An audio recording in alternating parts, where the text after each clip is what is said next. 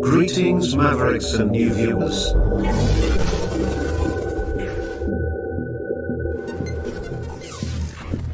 Tonight, direct and live from the Maverick News Network World Studios. This is Maverick News with Rick Walker.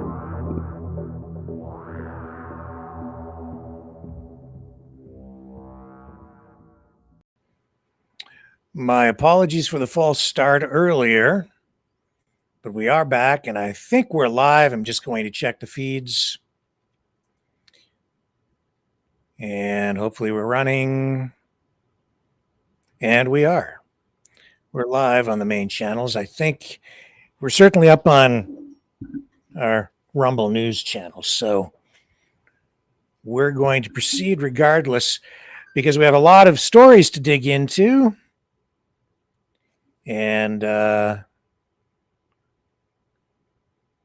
somebody just checking in with me, giving me info on what's running, what's not. And I think we're going to have to, yep, we're good. Thumbs up all the way across the board. Okay, so tonight we're going to go to the White House. They're talking about the Irina Zarutska murder. Social media is ablaze with debate over that tonight.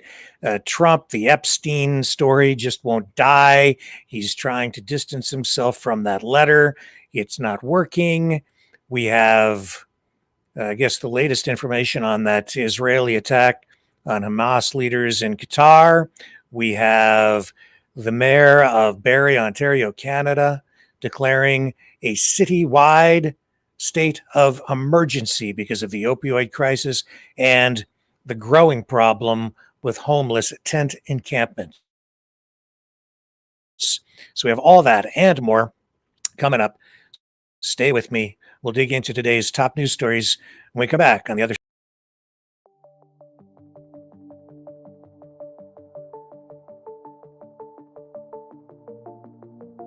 Greetings, brave Mavericks. Our quest for truth continues. We go beyond fake news. Together we expose propaganda. Together we pull others out of rabbit holes. We are maverick thinkers. We are all unique individuals. Defenders of individual rights and freedoms. Credible. Trusted. Grounded in reality. Maverick News. Defending free speech. Donate at freedomreporters.com. Do it now. Tomorrow may be too late. Maverick News. The world is watching.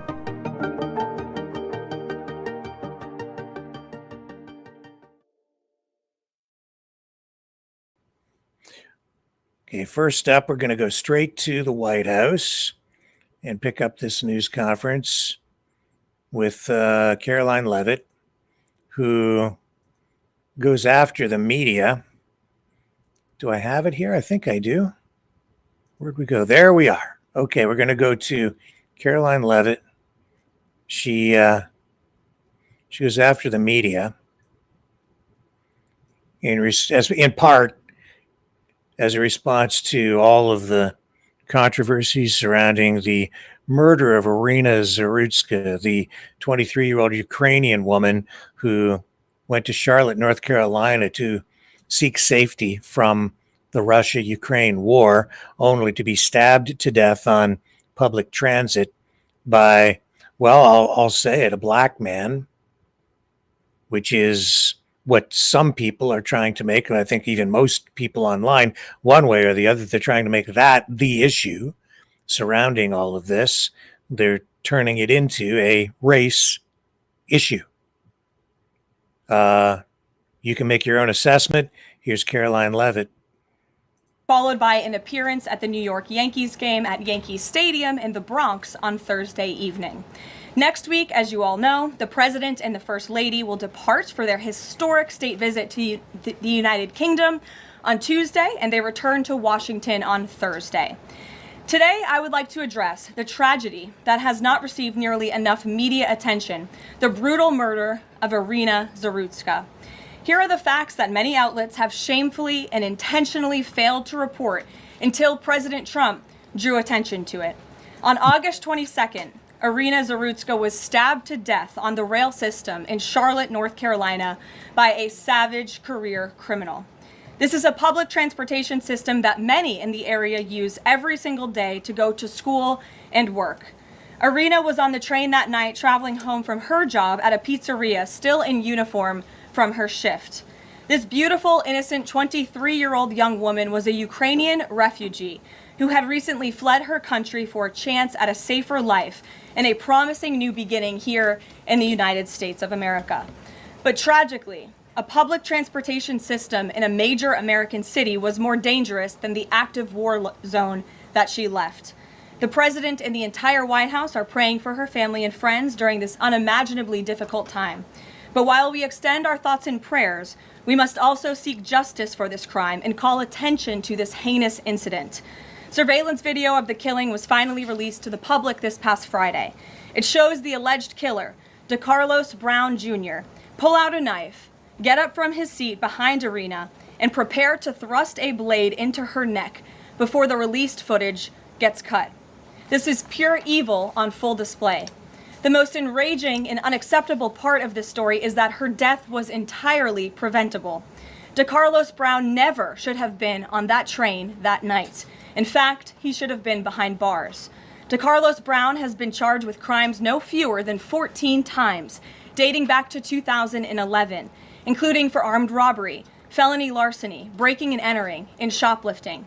Brown had previously served 5 years in prison for a robbery with a deadly weapon charge, and he had also forfeited bonds 3 different times, twice in 2014 and once in 2023. Despite all of this past documented criminal history, when Brown was arrested yet again in January of this past year, a Democrat judge, who I will add was a strong supporter of former Vice President Kamala Harris, released this insane criminal once again without requiring him to pay any bail. He simply had to sign a written promise to return for his court hearing. Think about how crazy it is to ask a career criminal, someone who by definition repeatedly breaks the law, to just sign a written promise and come back again another day. This is madness. This monster should have been locked up, and Irina should still be alive. But Democrat politicians, liberal judges, and weak prosecutors would rather virtue signal than lock up criminals and protect their communities. And perhaps most shamefully of all, the majority of the media, many outlets in this room, decided that her murder was not worth reporting on originally because it does not fit a preferred narrative. Many of the journalists in this room spilled plenty of ink trying to smear Daniel Penny for defending a subway car from a deranged lunatic in New York City, but none of those same reporters lift a finger to write stories about an actual murderer. Here's the truth that every American must know. Too many innocent people across the country continue to pay the price of the failed experiment known as cashless bail that has been championed by the Democrat Party for years.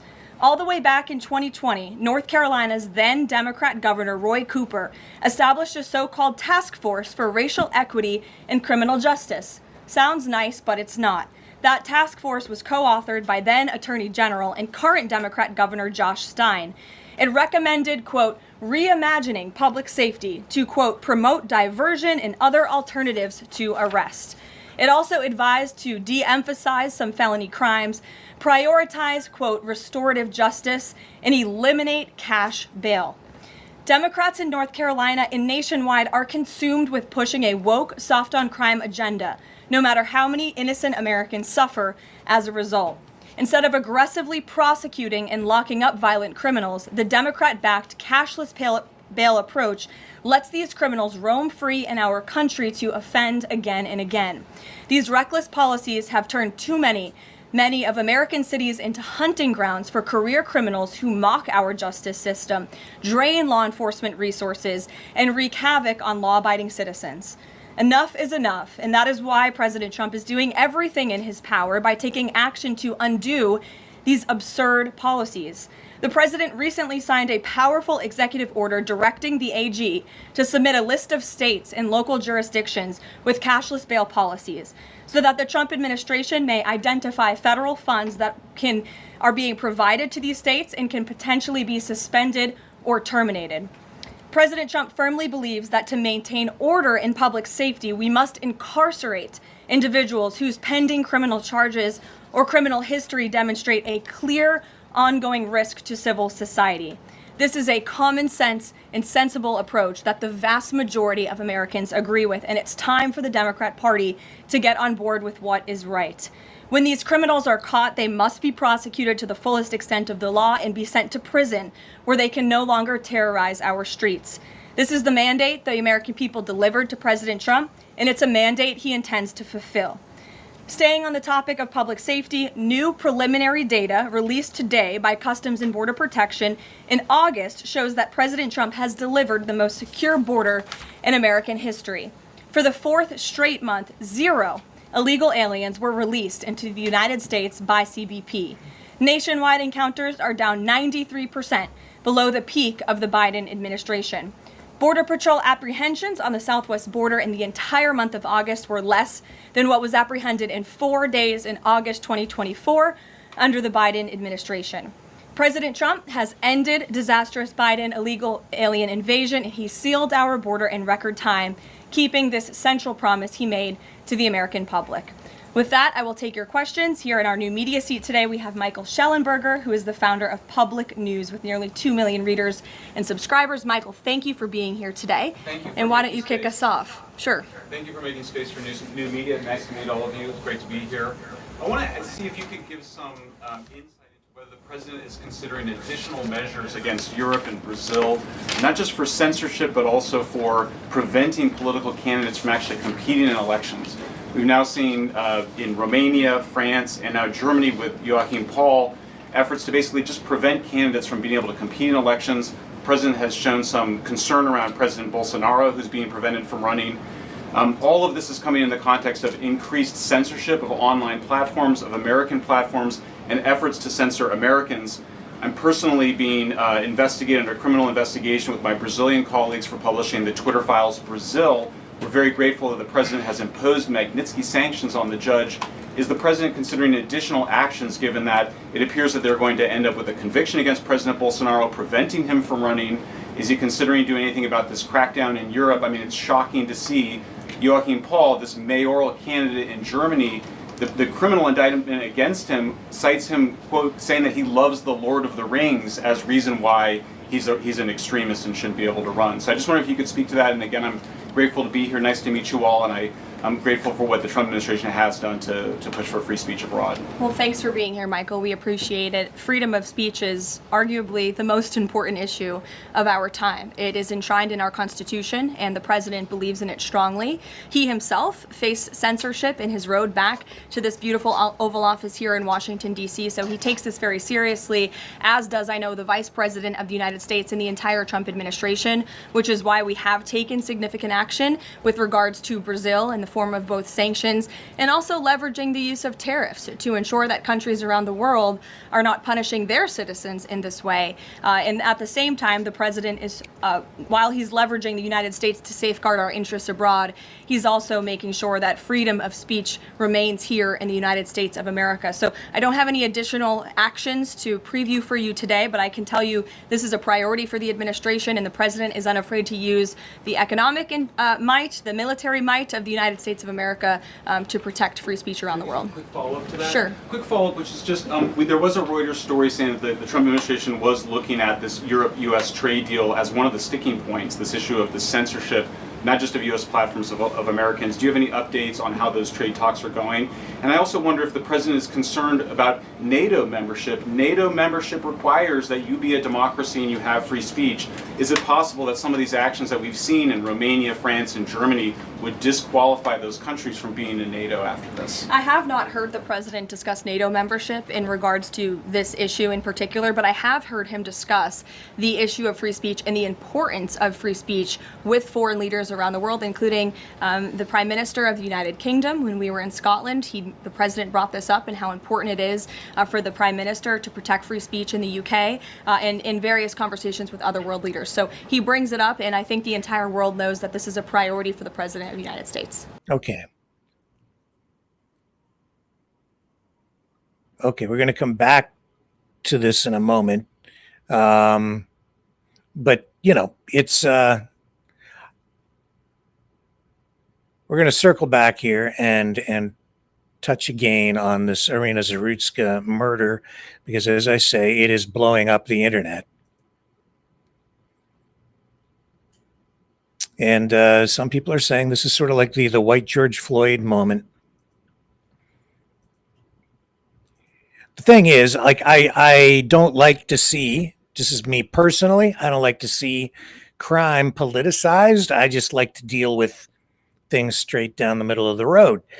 The law is the law. It should apply to people equally, regardless of ethnicity, religion, or any other factors. It has to be applied equally across the board. Otherwise, you get, multi-tiered justice, which just doesn't work for a society. And I think that to some degree, you're seeing that in the United States, not to some degree, maybe to a great degree, because the law is not evenly applied, nor is social media. There are a lot of, I don't know if much of anything is evenly applied in our societies today.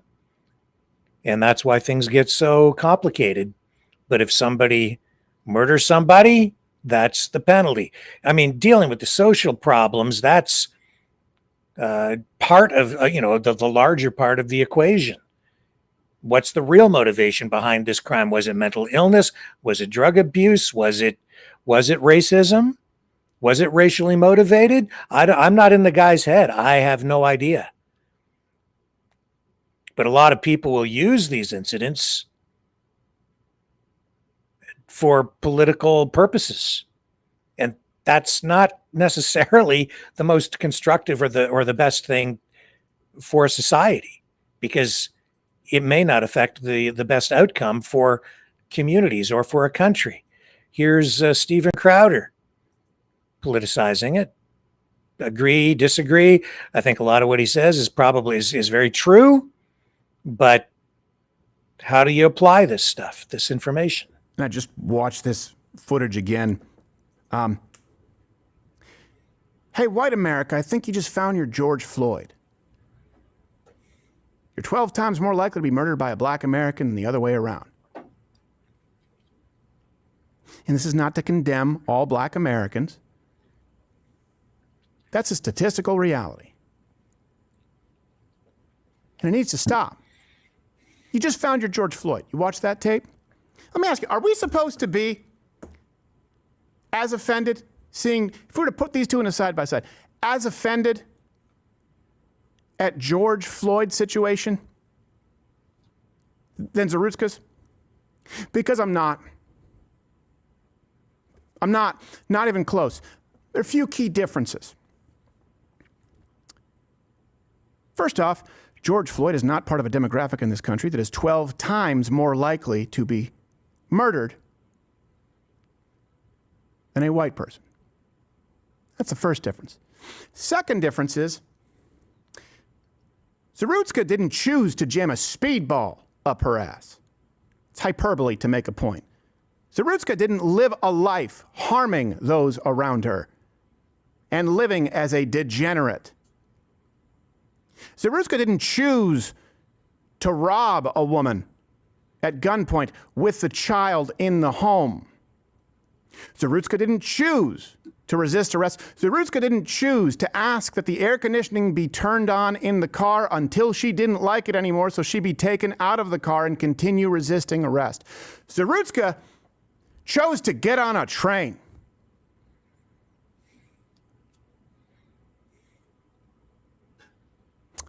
Bet you the whole country won't burn down. I bet you won't see $2 billion of damages in the first couple of months.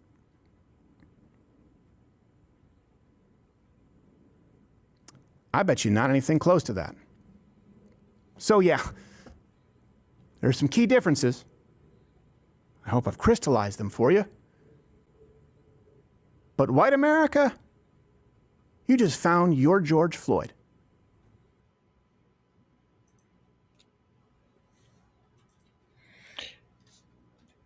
If you want to go down the political road,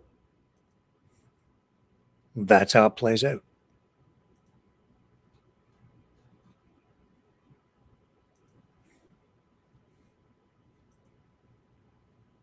Were those the issues in play there? Maybe.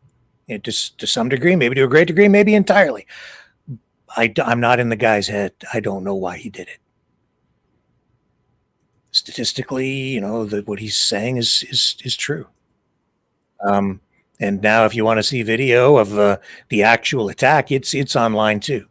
The footage of the actual attack and like the whole gross, horrific thing, you can watch it on X. It's circulating. I can't show it here because if we do, we will for sure be banned because it's just far too graphic. And I think that would be the case regardless of the victim's skin color. It's just horrific and sad.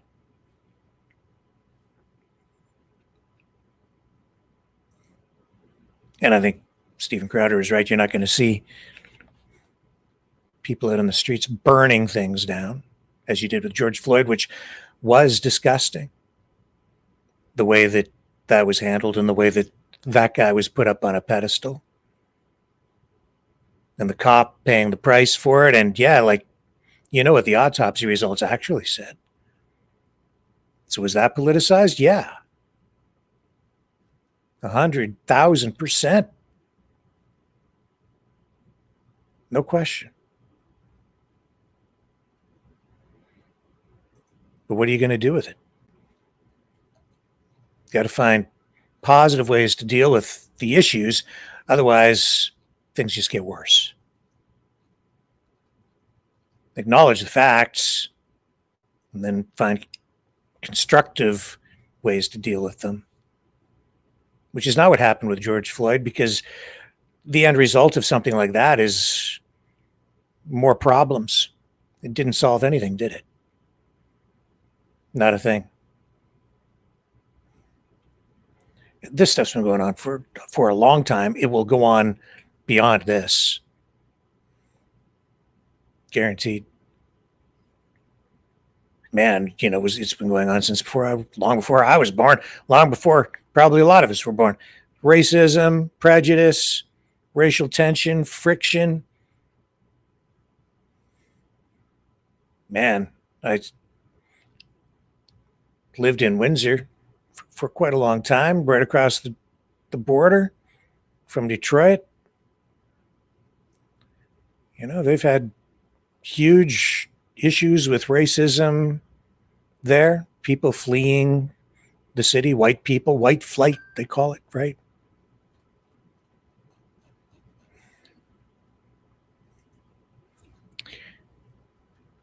What are you going to do with it? Right now, some people are using it to get you upset. I'm not saying that some of the things being said are not true. A lot of the things are true. But you got to recognize that people are also using it as an opportunity to get clicks and build ratings and build support for political movements or just whatever, It's exactly these kinds of issues that divide us.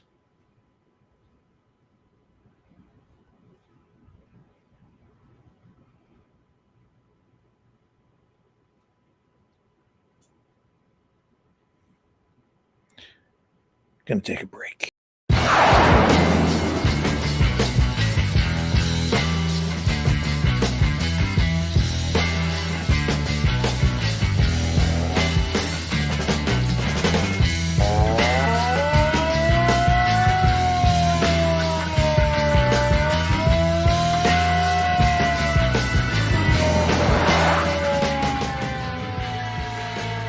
Maverick News.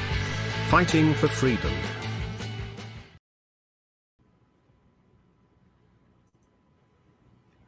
Okay. Yeah. Yeah, I don't know about you, but I don't really want to get into a bloodbath in the streets either. So I'm just trying to keep a level head. We'll move on. There's tons of this stuff online, but we've been dealing with it now for 3 straight days. So I think we know where we're at. Let's pivot over here to, this is actually part of the problem, the homeless problem, right? Mental health, drug addiction, opioids. Today in Canada, what are we seeing? The mayor of Barrie, Ontario, declaring a state of emergency citywide because of the opioid crisis and the tent cities that have popped up in his community, growing, spreading.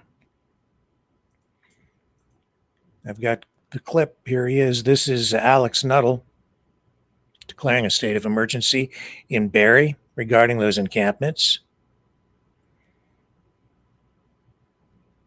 He explains here how the municipal council there is taking steps to provide more help to those who he says want it and increase safety at local beaches and parks, on streets. And this coming it's not going to be long before the snow is flying again. I don't know how the people in those tents survive the winters. Requested Barrie City Mayor and Council to declare a state of emergency to properly manage the opioid emergency and ancillary impacts of homelessness and lawlessness, but was ignored.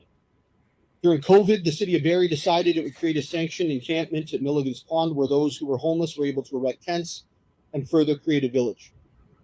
Alongside the existing encampments along Ann Street, there came a mass of people in corresponding tents and structures.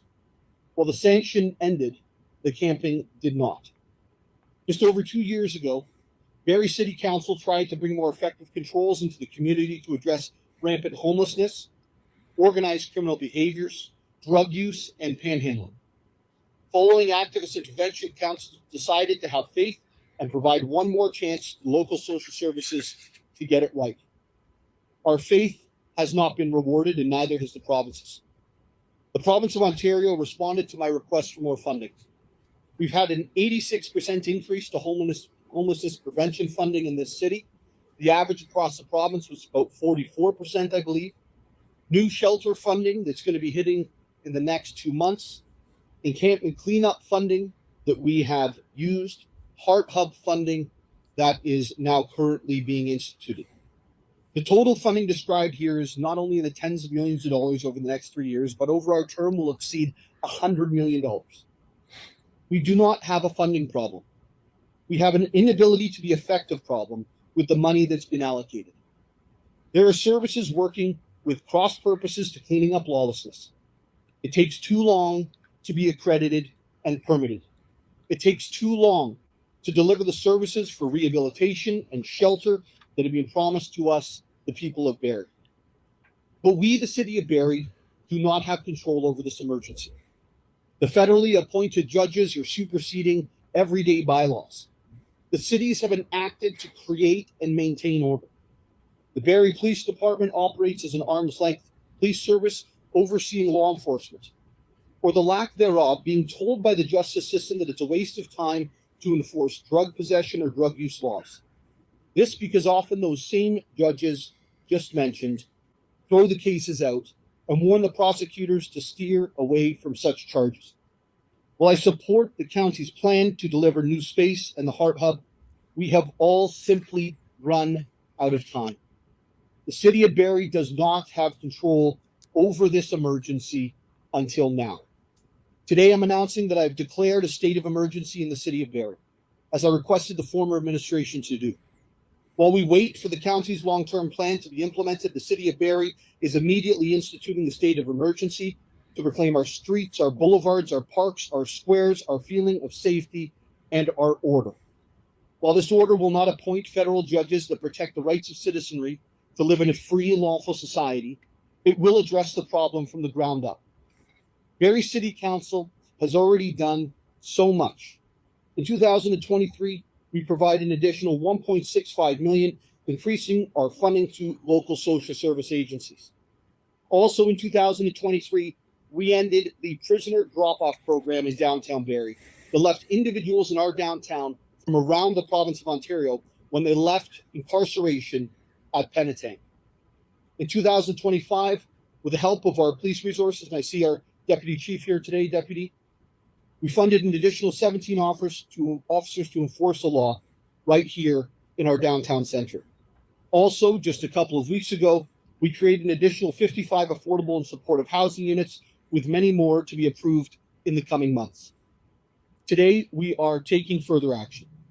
These actions are necessary due to the length of time of lawlessness in our city and due to the increase in severity of lawlessness in our city. In the last 2 months, we've had a double homicide. E. coli levels reaching almost 5 times the failure concentration in our streams leading down from the encampments to our beaches. A major increase in tents along city streets with the closure of the encampment. Multiple fires being set last Wednesday alone. A tent that was right behind me being found with drug money, drugs, multiple crossbows, and a pistol. Assaults, rampant drug use, overdoses, theft, exposure to needles by citizens just trying to clean downtown, defecation in doorways, increased encampments, and public indecency. And with all of this, I can honestly say Barrie might have the problem, but we are not the reason. Well over half of the individuals who are homeless in our city are just not from here and not from Simcoe County. With this declaration of emergency, we will be commencing with the following. Immediately testing all water and waterways near or abutting encampments to understand how many other ways are being contaminated, with human feces, resulting in incredibly high E. coli readings and obviously influencing our waterfront. Removing encampments, beginning with those that are nearest our most critical infrastructure and public spaces. Creating a position to oversee the implementation of social services and coordination of services between the various agencies responsible, i.e., remove any and all silos. My current Chief of Staff and Office Manager, Natasha Halikas, will assume this position as soon as we have transitioned someone into her current role. We'll give our city the ability to retain additional staff and contracted services as required. We'll request the county to immediately open access to additional shelter throughout the county of Simcoe to allow for space to be available for the people living in these tents. We'll provide Barrie staff with the ability to retain space if the county of Simcoe does not have any accessible. We'll provide Barrie staff with the ability to explore infrastructure opportunities with the county of Simcoe or individually if required. We request the province of Ontario to provide immediate funding to support this initiative and all of these initiatives. Prior to completion of this order, i.e. prior to the emergency being concluded, staff will have to prepare updates to our existing bylaws, procedures, and policies as required to have for council's consideration to reflect our encampment response measures. And we will commission a report to clearly delineate how we got here and make recommendations of our next steps so that we never come back into this emergency situation.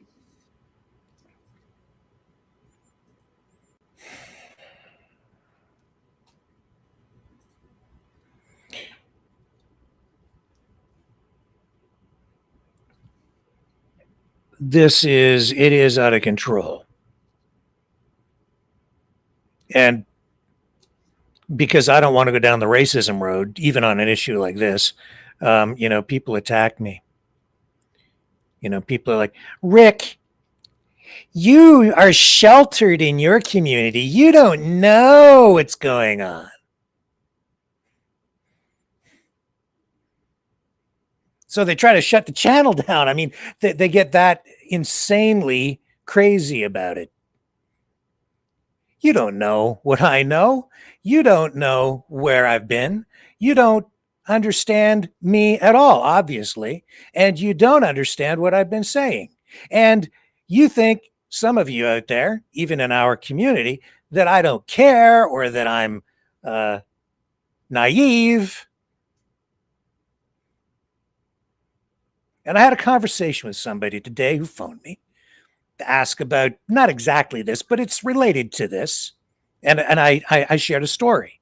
I'm going to share it with you because I'd been thinking about it even before they called. And it's related to all this homelessness stuff. And I'm actually tired of the attacks, to be quite honest. Like, I don't really care that much because the people attacking me are not informed anyway, and they're speaking without really thinking and attacking without thinking because it's all emotional. And they're like, you're not fighting enough, or whatever it is that you think I'm supposed to do sitting in this chair. Well, let me tell you something. I was warning against this 15, even 20 years ago. I saw this coming 15 and 20 years ago, not because of racism or even racial issues per se. It's just straight up economics. What are you talking about? When I was still working as a journalist, and then after I was kind of getting away from just working in journalism and I was leaving the network, I started doing video production, more of that, and online marketing work. And even here in my community, I was hired. I had several contracts with the municipality, with the real estate board, with some other organizations to create marketing packages to attract new people to come to the community. Because at the time, and this goes back about 15 years ago, there was government money flying around to all municipalities around here, like all province-wide across Ontario, similar programs even in other provinces Canada-wide. And what they were doing was they were giving marketing money to all these different municipalities. Every municipality could qualify. And they would compete with advertising online or however they wanted to spend it to attract people to their community, to move there. Well, of course, with immigration at that time, you know, when I think back, you had Harper was the prime minister, you know, back in those days, and he was kind of like the cork in the or maybe the guy with the finger in the dike, right? There was immigration, but he was still limiting that, conservative prime minister. And I think back, you know, even to the days of Mike Harris when he was the premier of Ontario, immigration, but they were limiting a lot of it, trying to keep it back. But even with Stephen Harper, you know, the numbers were increasing so much that the demand for housing was increasing and it was jacking up home prices. Well, if you're a real estate agent, or if you're a new home builder, or you're in, you know, the construction business or any of these businesses, you love that. And if you're a homeowner, you love that because prices go up, you get richer because everything you touch is worth more money. So of course you want more and more people to move to your communities because it increases demand for real estate, values go up, right? That's okay to a point. But I remember years ago, again, like this is like 20 some years ago now. Can't believe the time has flown by. Sitting in the mayor's office, old Bill Erickson, mayor of Chatham, Kent, Chatham at the time, Chatham, Kent later, sitting in his office having a very candid conversation with him. And we were talking about these efforts. This is prior to me doing the work because he passed away from cancer before I left the network. But the conversation still sticks in my mind. I think about it quite often. What was it that made living here so great? It's because it's a small town. It's because you can drive anywhere you want and get to any place you want within like 10 minutes, 15 at the most.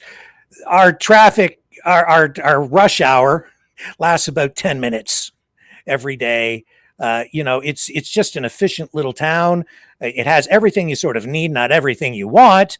But if you really want more, you're kind of within an hour's drive of Detroit or Windsor or London, some bigger communities, not too far from the border, water around. So it's a great place to live in many respects, but it's because it's a small town. It has small town charm.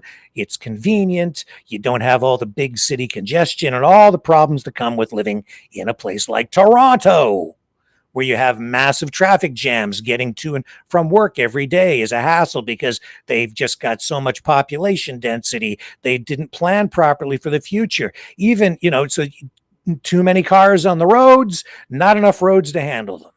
Didn't build enough, didn't plan far enough in the future. Now you have Doug Ford trying to build tunnels or maybe overpasses and people standing in his way from trying to get these things done because they need to relieve the congestion, and the government calling for even more population, what they call densification.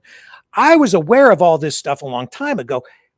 Even in my hometown, London, only an hour from here where I grew up, I don't recognize that city today. Because why? Because of the growth, because they want more and more people to come, because that increases the value of the real estate. It also stimulates the economy as you bring more people in. And so people are looking for growth because they want money. Not just businesses, but individuals too, because your home is your nest egg. It's your retirement plan. That's what people invest in over time. And if there's more demand, values of homes go up, you get richer. Even if there is inflation, the value of your main asset, your home, is your future. That's your retirement income for a lot of people. And so they want the people to come, right?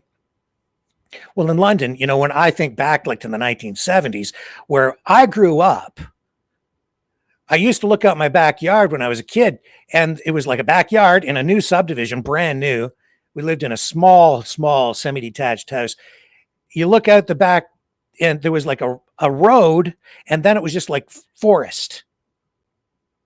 And there were like little areas where there's like water and stuff. And I used to go back there and skate in the winter time with my brothers and, shoot the puck around and stuff just back in the field. All that's gone. It's all gone. It's all built up. It's strip plazas now. There was a shopping mall, not White Oaks Mall, not far from where I lived at the time, within, walking distance, really, if you wanted to. And but that's where all the growth was coming from. I'm so old, it's not that long ago, really, in the 1970s. There was a bridge over in the Pond Mills area, a wooden bridge, from the horse and buggy era, where cars would still drive over it back and forth. But all that's gone. It's now all built up. It's like commercial, industrial, residential, and it's just gone like crazy. So when I go back there, yeah, the real estate value, certainly from those days, is increased exponentially. Well, the point that I'm kind of coming to here is that years later, here I am, and I'm doing this online marketing work, and I can see the problem because the government, in all its infinite wisdom, as always, is giving money to all these municipalities to compete with each other for the same people to move to their communities, whether they're new immigrants or existing people, move here. It's the same thing with doctors. They're all trying to lure doctors to their communities to work, and they're using our tax dollars to market to them. Same thing with people that they want to move here. Well, of course, they were targeting a lot of people in the Toronto area with this marketing campaign, and they still do. Because, most of the immigrants were coming in at the time, and the floodgates open up after Harper leaves office, right? And then you're getting the Liberals in.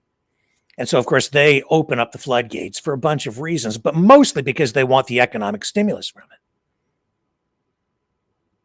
Well, I'm doing this marketing work, and I'm like, and my job is really to create a campaign that just makes Chatham-Kent look beautiful, shoot these cinematic videos and showcase the community, which is all very positive, except there was one project in particular that I got involved with. And, and I could tell, and there were like real estate people involved with it. And they didn't care. I could just tell. I'm sorry if I'm offending anybody in my community, but it was true. They didn't see, or they didn't care what the long-term ramifications of what was going to be happening would be.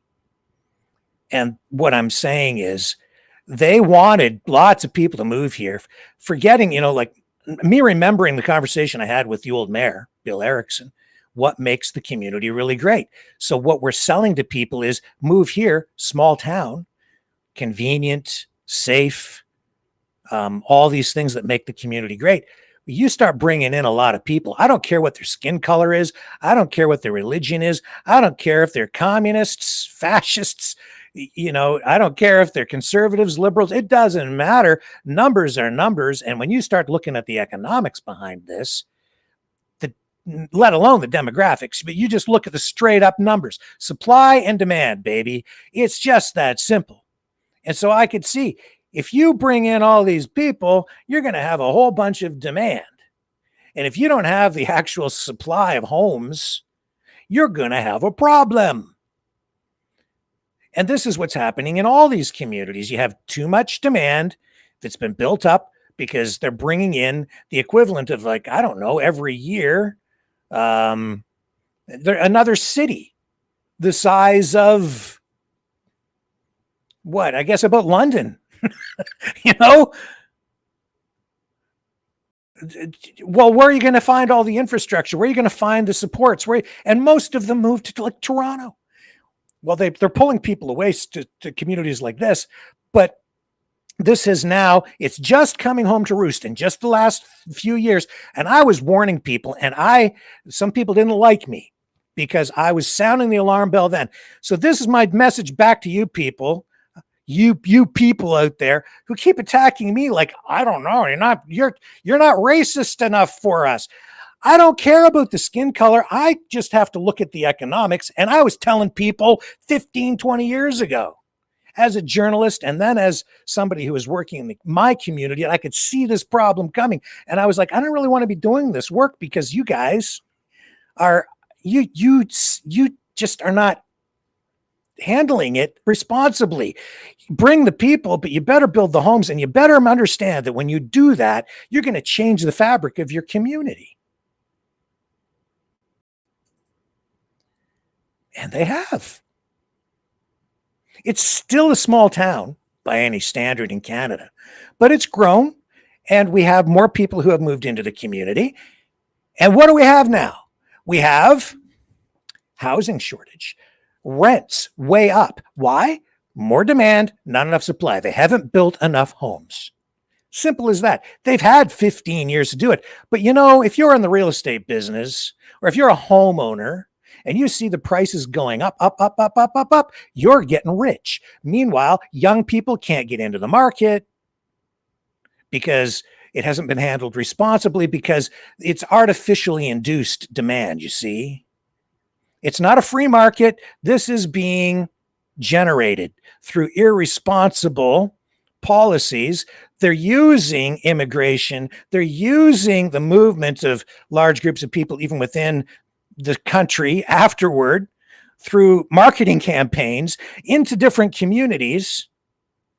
But they're using these tools as economic drivers without addressing all of the issues, and they're getting unintended consequences because they're trying to control the economy. And they are, because the people who own the property, because some of the businesses benefit immensely and profit immensely from that. And then you end up with housing shortages, not enough housing, not enough apartments, too many people in the community. Rents go sky high. Prices of real estate doubled, especially under Trudeau. And some people are like, yeah, vote Liberal because my house is now worth twice as much. Not really. It is, but it isn't, because if you want someplace to live and you sell your home, well, yeah, you've made bank, but now you have to spend just as much to get another home to live in, unless you have multiple properties. And a lot of people who are, invested in real estate got really filthy rich. But if you're at the low end, you're paying a huge price. And the unintended consequence is that these people who are at the low end, who are the most vulnerable, low-income people, they're the first to get booted out. You've already got social problems there. You have disenfranchisement. You've got employment issues. You've got mental health issues. You have drug issues already. And now these people have the additional stress of, oh my God, my rent tripled. And I don't have enough money, even with social assistance, to pay the rent. And the next thing you know, they're out on the street and living in a tent, and they're stressed right out. And they already have all these problems. And now the drug problems they have are just exacerbated, and they're just medicating themselves to just forget about it while they lay out in a tent in the middle of the winter, half freezing to death, and in some cases actually dying out there in the snow. And this is happening in my town where I moved here. You would never see a homeless person on the streets. Not one time, never. Now there's a tent city right here, just a few blocks from where I live. I don't know if I don't have the flyer. The community here is right upset about it, my neighborhood. And there's flyers putting up security cameras. Yeah, well, you know what, man? Like, and to all you people out there, my Maverick family, some of you who... Rick, you live a sheltered life. You don't know anything about this. You're not racist enough. My neighbors, I watch the municipal elections. Every cycle, I've been doing this stuff for so long, election after election after election. The community meetings that are happening here right now about the tent city, and I'm watching them. I'm arm's length from a lot of it, because when I was sounding the alarm bell on this stuff like 15 years ago, people were like, "You're so racist." I'm like, it's not about the skin color. If you bring all these people, you don't have enough houses. You better build them. There was one guy that I know, I won't mention his name, smart guy, did all these studies, started building houses. Back then, I did some work for him. Really, really smart guy. He saw it all coming too. He profited from it. Not in a bad way. He actually was trying to be part of the solution, and has been, by building more homes. And I've done some work for other home builders here, and they're not bad people, but he saw it as an opportunity. And so he capitalized on it. But you see, the politicians, a lot of them not too swift. I listen to them every election cycle, municipal level, every community. They have these problems with homelessness, and I'm listening to them. And I've been through so many municipal council meetings over the years, and listening to all these people talk about these problems. Well, I'm going to take a building. Well, I'm going to run for mayor. And then my solution to the housing problem is we will build more houses. Vote for me. Or we're going to take this building and we're going to put all the homeless people in it. Solution. That's my solution. Problem solved. Vote for me. Every time. And that some cockamamie, screwed up, stupid, and people are like, sounds good to me. I'll vote for Joe.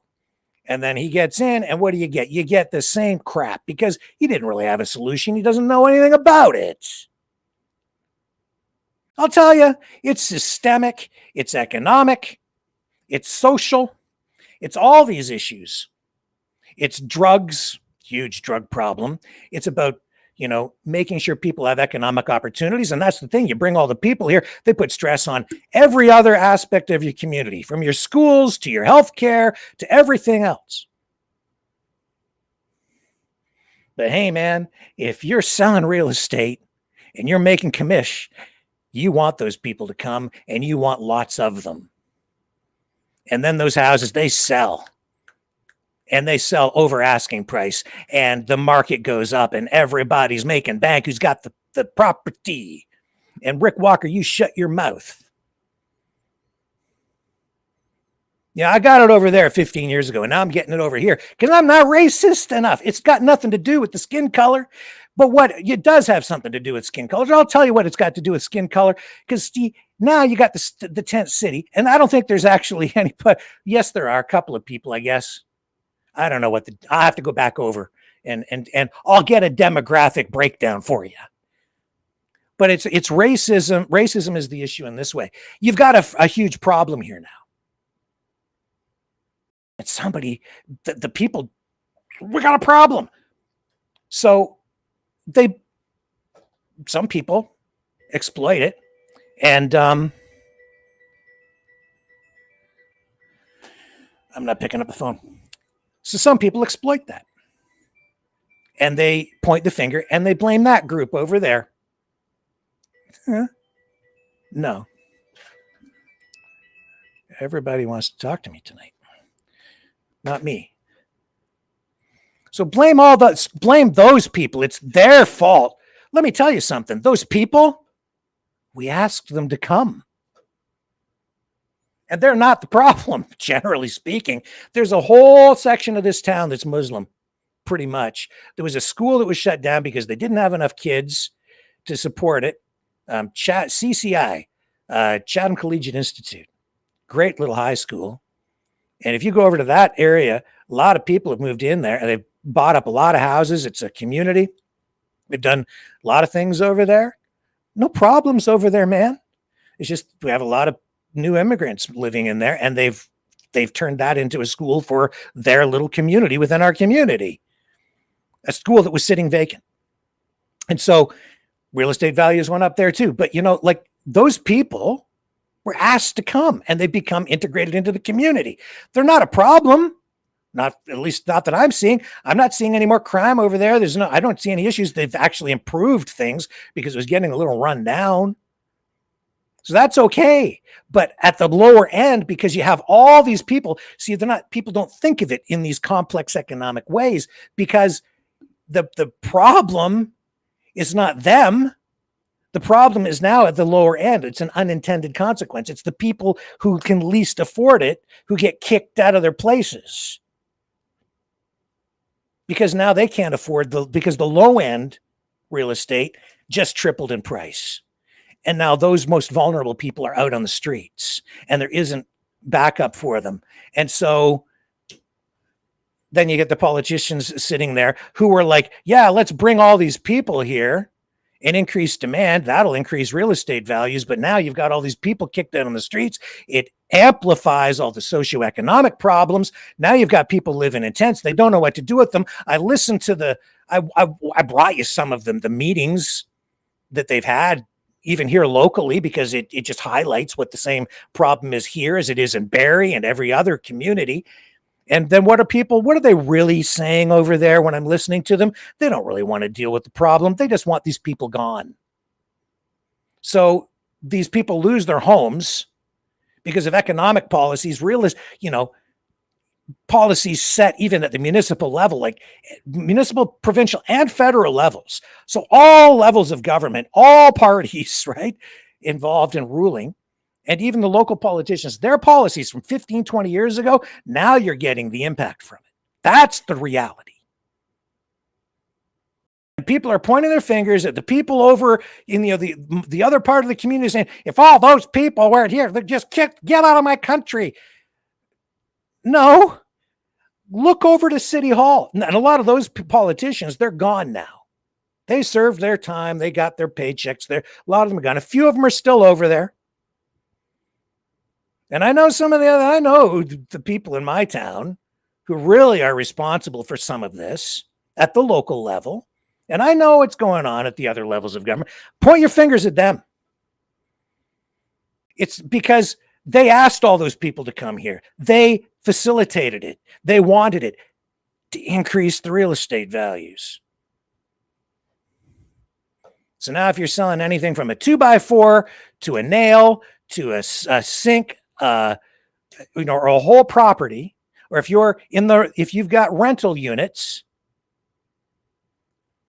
bank, man, especially if you've got investment properties, bank, you're rolling in it. And over the last 20 years, a lot of people have retired, cashed out. Now we got people living in tents. They're the ones paying the price. And what am I seeing in my community? I'm seeing fear of those people living in that tent city. I went over there. I'm going to go back. I did the interviews over there the one day, and I ran them here on the program. Those people weren't even included in the community meetings that are dealing with their fate.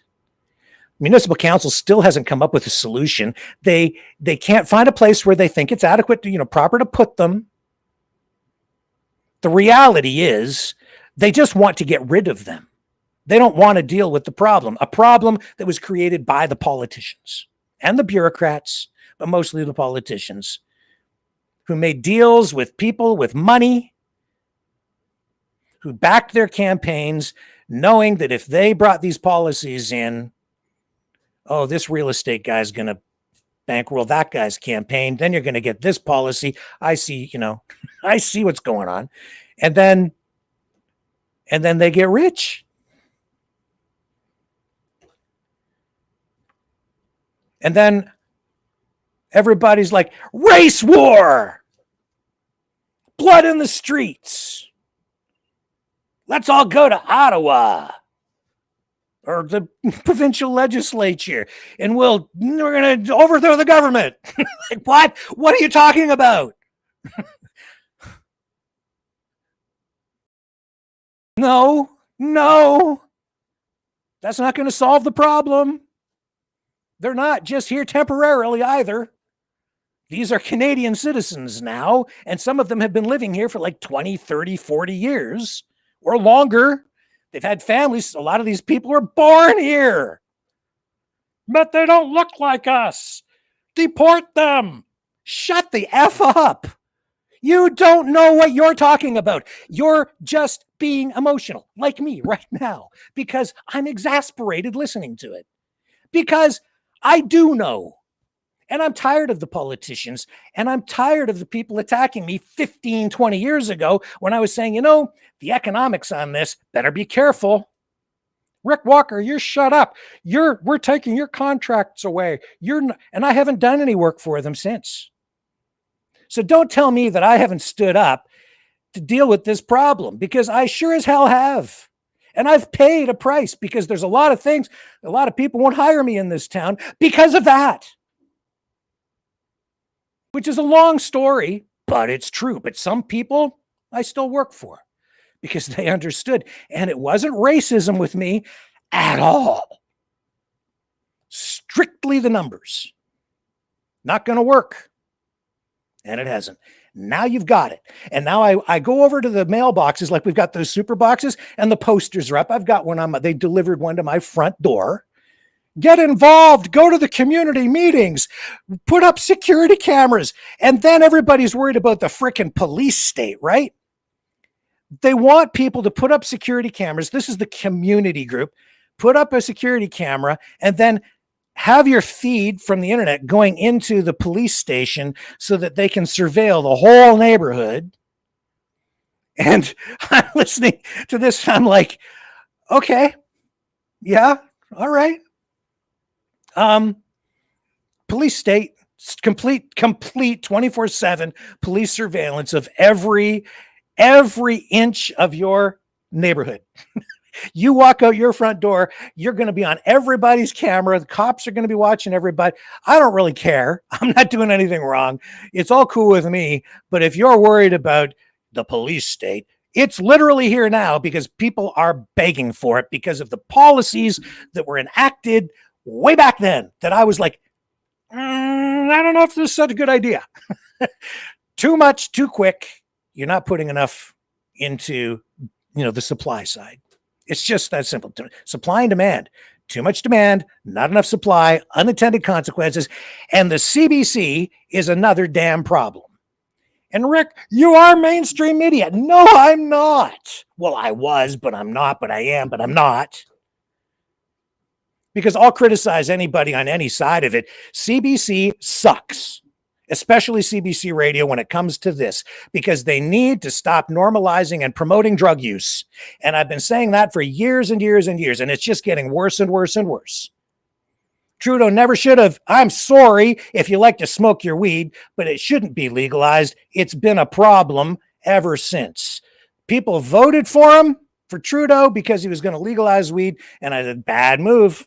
You're going to have more social problems, and we have. And it's gotten worse since then, and even since then, because you're normalizing the drug use. CBC Radio in particular, I don't listen to them very often. I used to listen to them more driving when I was going to Toronto all the time. They'll talk about LSD is good for you. What the hell are you talking about? It's good for therapy. It helps with like PTSD, and you just it's acid, and it's you put that and you do it, and then it makes your brain you feel way better. And we should give it to all our veterans who suffer from post-traumatic stress disorder, and that helps them. No, it doesn't. It's like a false, fake universe in your freaking head. It's a hallucinogenic. It's not reality. It just makes people feel better, maybe for a little while if they're not having a bad trip, I guess. So that they don't have to deal with the reality of the fact that they're living in a tent. Rick, you're not racist enough. It's those people over there. Yeah, it's the people down at City Hall because they're stupid. They're dumb, and if they're not dumb, they're greedy. And they didn't care 15 and 20 years ago, and even more recently than that. And they just kept doing it because they're making bank.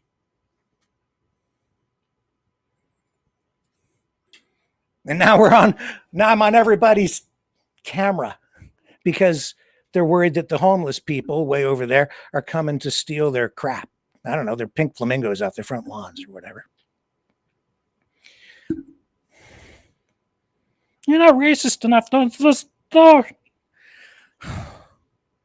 Let's convoy, another convoy. That'll solve it. No, it won't. Nope. Because they're not going anywhere. Better learn to live with them because they're not your enemy, they're your neighbor. My neighbor 2 doors down, Muslim. That guy over there, he's from Palestine. A few Jewish people living in the neighborhood. Not going anywhere. Neither am I. I'll say people aren't as friendly these days as they used to be. Ever since the pandemic. There was the turning point, right? There was the opportunity for a lot of people who are like, blame those people. They don't look like us. Yeah, there was a lot of that going on. Still is. Only it was, masked more than masks coming off really in a really big way now because they're really ramping it up, right? Like, we got to get rid of all those people now that Trump's in office, and it's in vogue and it's in style to be a racist prick. Deport them all. No due process for you. Look at the color of your skin. In the back of that truck, off to frickin' El Salvador with you. What's your name? Don't care. Yeah, well, when they're doing it to him and deporting people to a gulag down in Central America someplace or to Alligator Alcatraz, they can do it to you. And they already did. They locked us all down. And they'll do it again. If you let them. Because now the very things that you were protesting about, I thought, in Ottawa at the Freedom Convoy, hey, that's great. Everybody's like, yeah, freedom. No more lockdowns. No more mandates. Honor the charter. Yeah, constitutional rights, everybody. Nope. Saying like, no, guess not. No, it's just that you didn't like that. You don't like them anymore. And you don't like those people, so get rid of them. Whose rights? Screw them. Yeah, you want to. You know what? There's two-tier justice out there. Yeah? No shit. You're asking for it. You want it. You want two-tier justice. You just want it in your favor. You want to deport those people, even if they are Canadian citizens, because you weren't born here. Or even if you were, you don't look like me. You don't think like me. Get the hell out. Screw your rights. Yeah, screw your rights when you screw their rights. It's how you do it, man. You're not racist enough, Rick. You don't know. You live in a sheltered life. Yeah, shut up. We're going to go to Ottawa again. Go ahead. What you going to do? When you come back, All the people you hate still there. Well, we're going to get the cops to go and arrest them and put them. We're going to get our Canadian ICE agents out there, and then we're going to put them all in trucks and ship them all off to Dr. Oz's farm to live with the ostriches.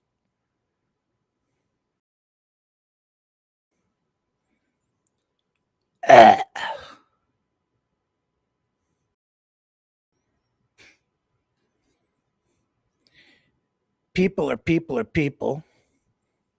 You have to judge people as individuals. That's the solution. I want an ethno-Christian state. We're a Judeo-Christian society, and everything here should be Christian. Well, if that's the case, then you don't believe in freedom of religion. And if there's no freedom of religion, then don't be surprised if someday somebody comes along and says that you're not allowed to practice yours. And that's why we have the separation of church and state. Because as soon as you integrate the two and you denominize it, you become authoritarian. And you begin to oppress people who don't think like you, which proves that you don't also believe in free speech or freedom of expression, let alone freedom of religion. Well, you censored people. You banned us. No, I didn't. You have free speech. You still have a place here. You still have a place to exercise your free speech. And I'm not obligated to give it to you because you have free speech in a lot of places. But you want it here. And you've been taunting me, some of you, for a long time. Go ahead, ban us so we can show everybody that you ban people on your freedom of speech news platform. Does this sound like an editorial? Maybe just a little bit, because I'm sick of it.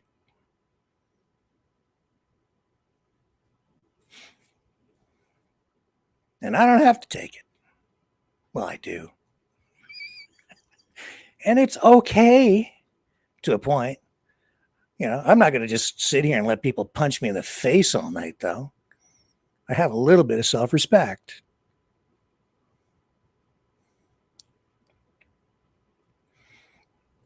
I know you don't understand. People attack me and they don't even understand what I'm saying. They don't understand my arguments. You're not racist enough. You must be the racist that they want us to become. No, not me. You go ahead and listen to those people who say, you have to be more racist, and then that'll solve everything. That's the solution. Be a racist.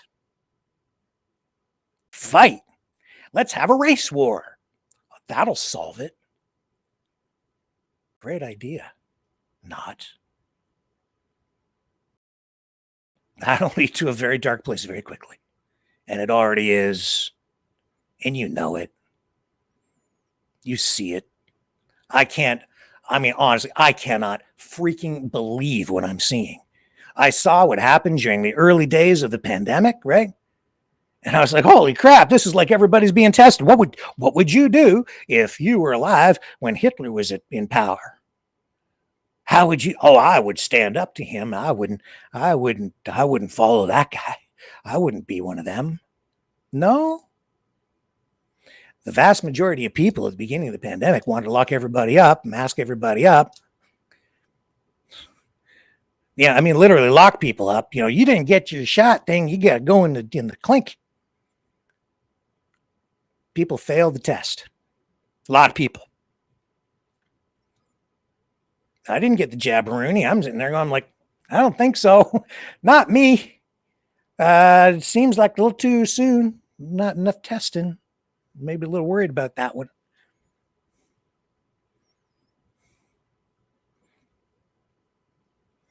And I was pissed about the masks. I was pissed about the mandates. I was pissed about not being able to go into stores. I was like, you have freaking arrows on the floor at the grocery stores. Are you freaking kidding me? I'm not going that way. I'm going the other way.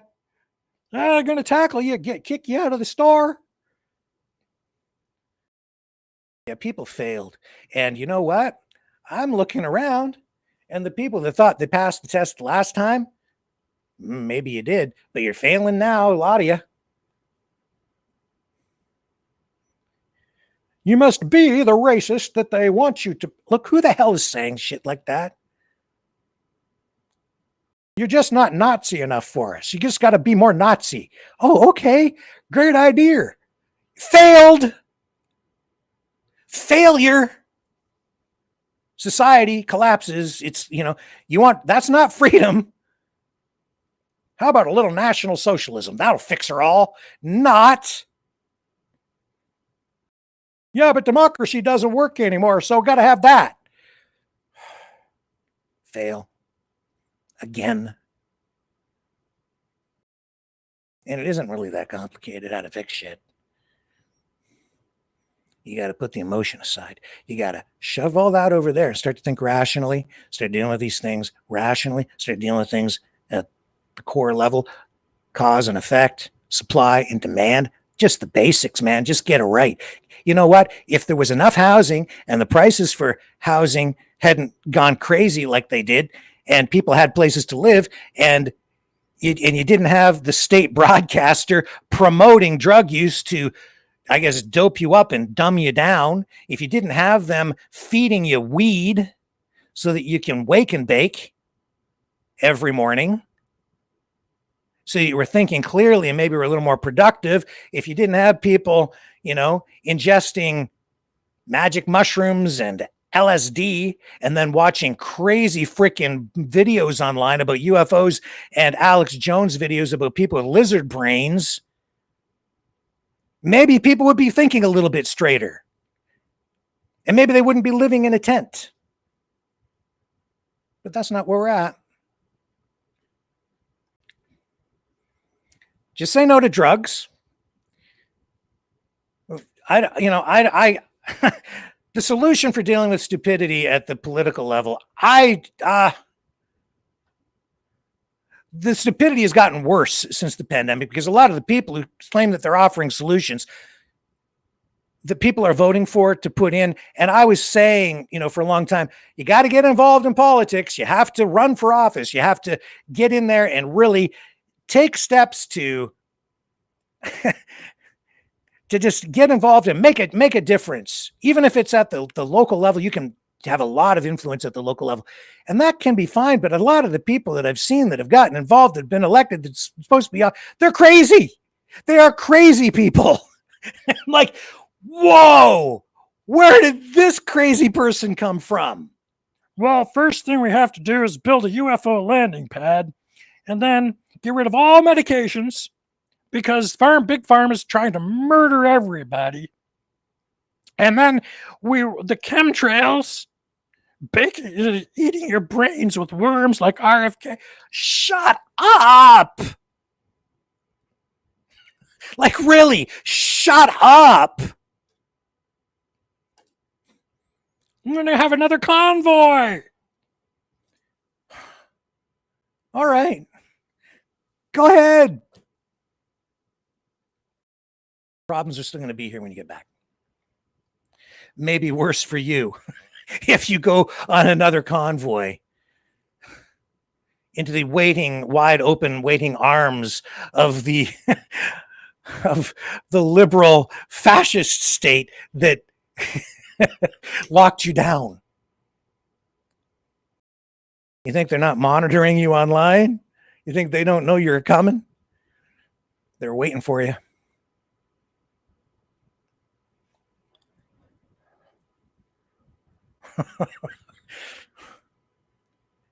It's about the economics. Economics is boring. I don't know. Today, I talked to a guy. I'm not going to tell you. I can't because if I tell you, he'll know. And I can't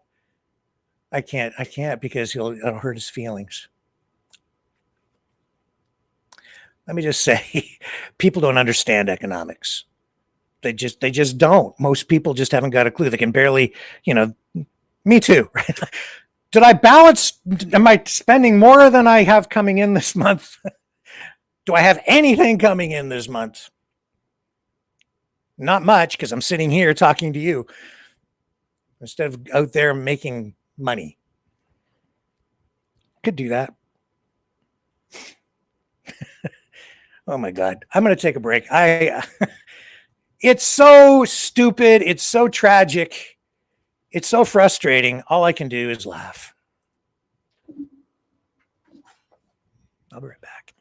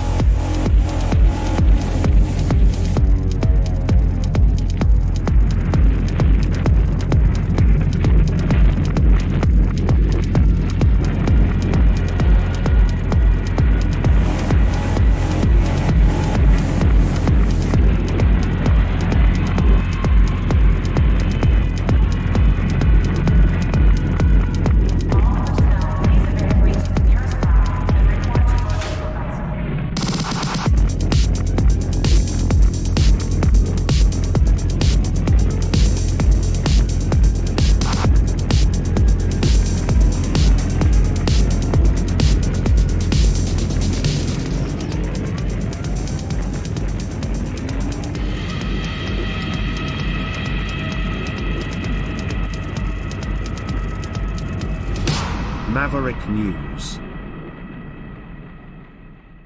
The world is watching. Okay.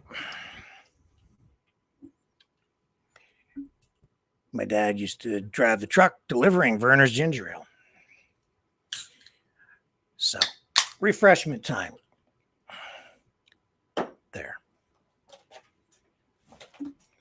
Headphones on. Sliding back into position.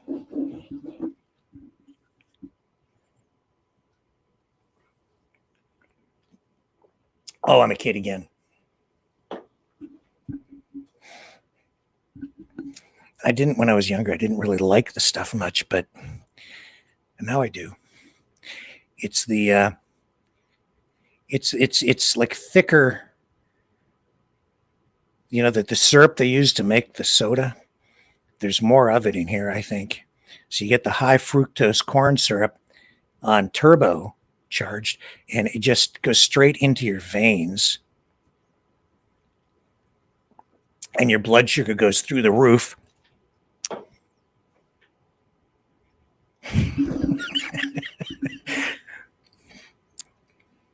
Which brings me to a story, actually, for today. Sweden's health minister collapsed.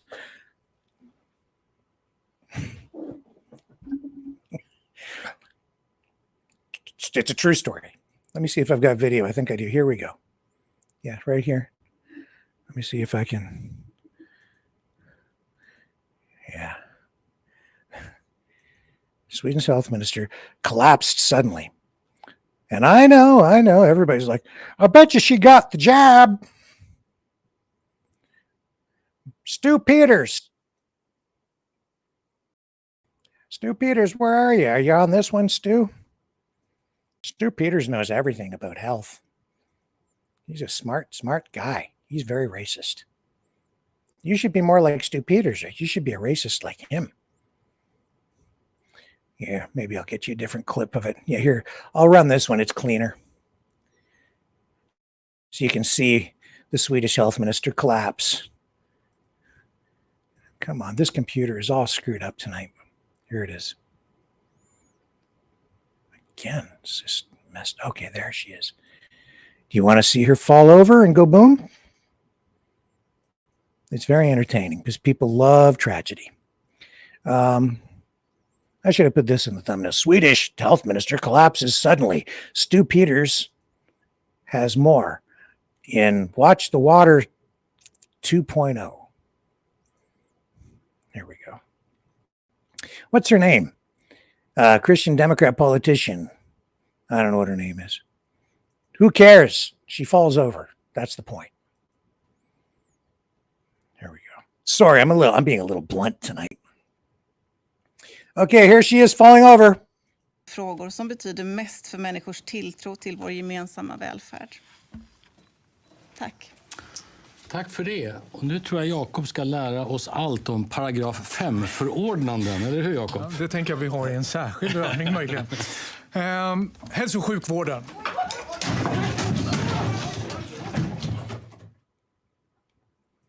There you go. Excuse me.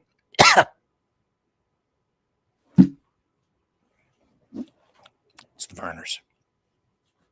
It's okay. Stu.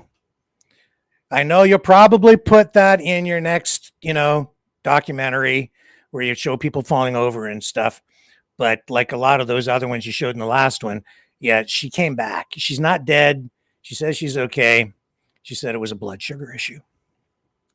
That happened today. I don't know if that's news, but it is reality. But maybe not in the next Stu Peters documentary. Doesn't matter what the truth is. It's what you choose to believe. She's probably dead. They probably fake. It's a body double. She's wearing a mask. Crazy people.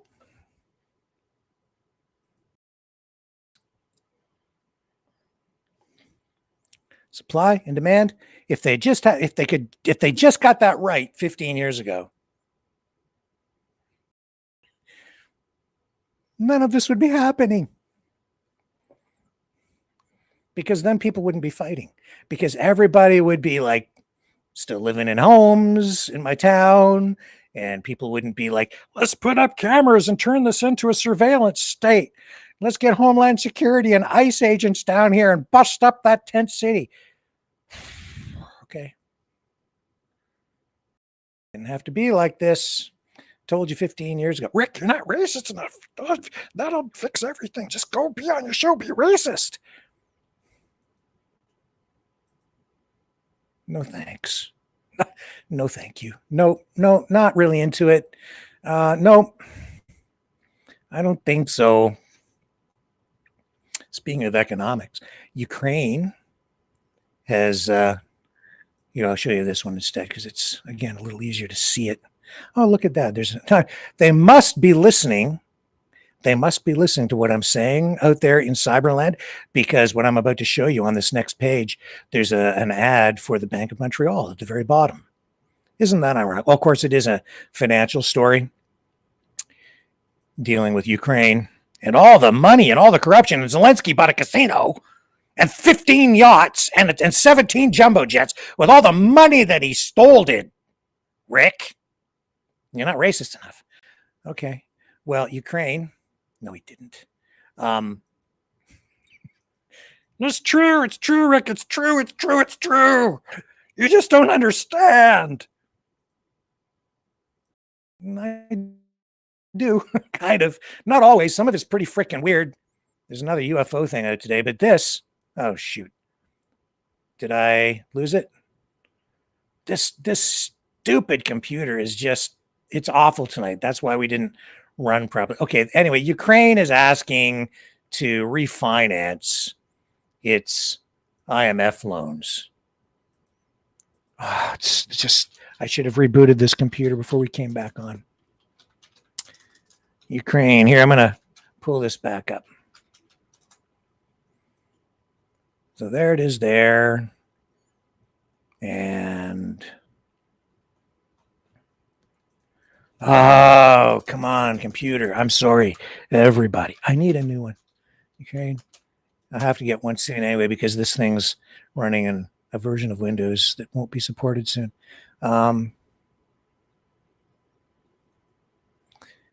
Where is it?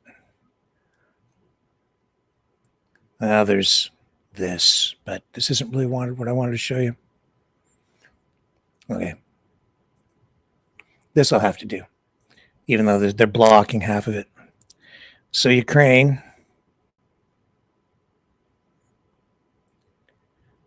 Come on. There we go. If my computer would just work, then everything would be wonderful tonight. Hold on, is this it? There it is. Ukraine makes official request for new IMF program. The Prime Minister, this isn't Zelensky, this is the PM, says. And I've lost my tab again. Anyway, I can't click fast enough because it's just all messed up. Oh, this is so frustrating. Freezing up, freezing up.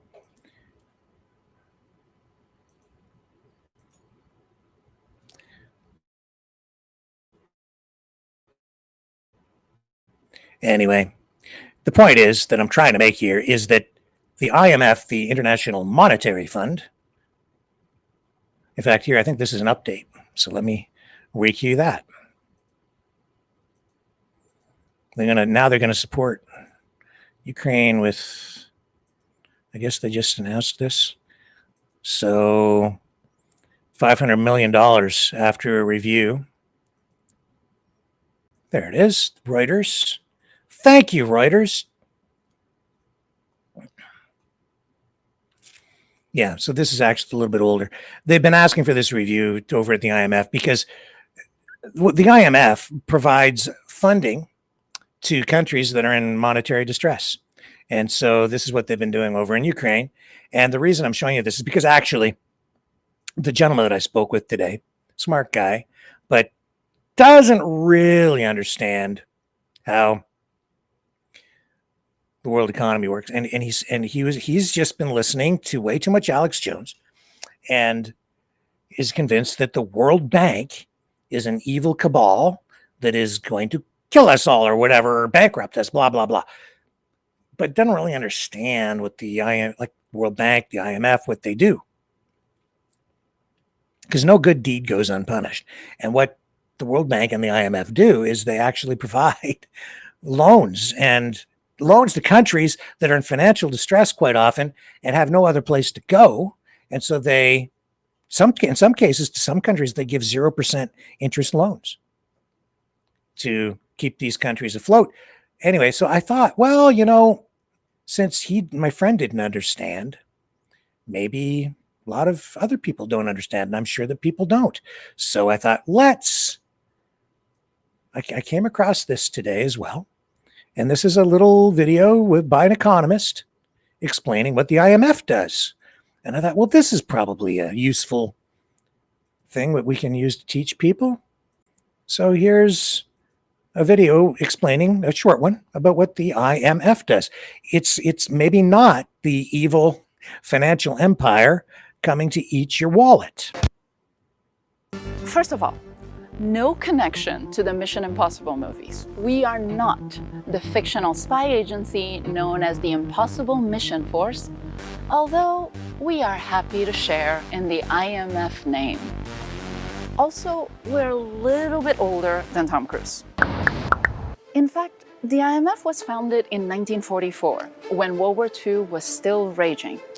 Countries were keenly aware of the need for international cooperation, including an international organization to promote economic and financial stability.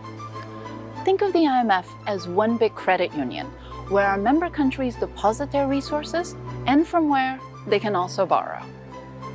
So, what does the IMF do? Our work is actually focused on 3 key areas. We conduct economic research and offer policy advice. We provide financial support, and we help countries build their institutional capacity. Let's start with policy advice.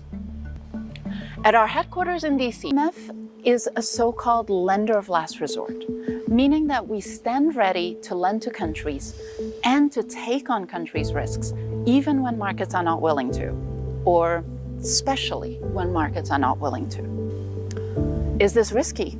Yes, but we do this for many reasons. Most importantly, because economic crises carry high costs for people. They can cause unemployment and loss of purchasing power and savings. When the IMF lends, we also support economic reforms in the recipient countries. These are designed by its government with IMF assistance to ensure that the country exits in a stronger economic position. Let me end on capacity development. If IMF lending reminds people of, at times, emergency room doctors, our capacity development is a physical therapist who helps countries strengthen their institutions and policymaking. Over 160 countries received direct assistance from the fund to advise and build capacity for their institutions. We also provide extensive training for public officials. The technical assistance work, like all of IMF's work, is usually hands-on, pragmatic, and designed with each country's circumstances in mind. The areas of focus range from public financial management to social spending and frontier topics like digital currencies. And that's it for today. Be sure to continue sending us your questions to askaneconomist@imf.org, and see you next time. Okay, ciao for now.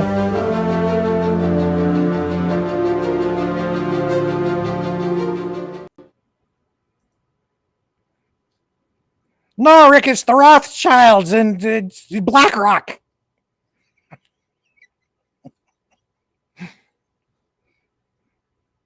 Yeah, but no. Yes, and yes, but no. It's not perfect, and there's issues, and yeah, but no. It's the World Bank. It's the World Order New thing and everything, Rick. And it's, don't you understand? It's the Rothschilds. I saw it on Alex Jones.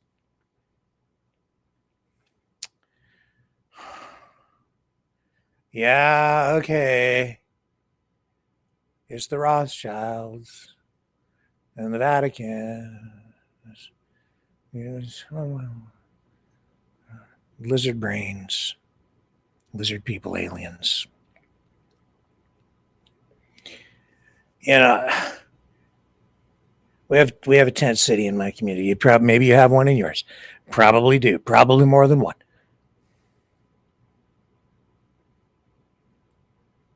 But the foundation is still there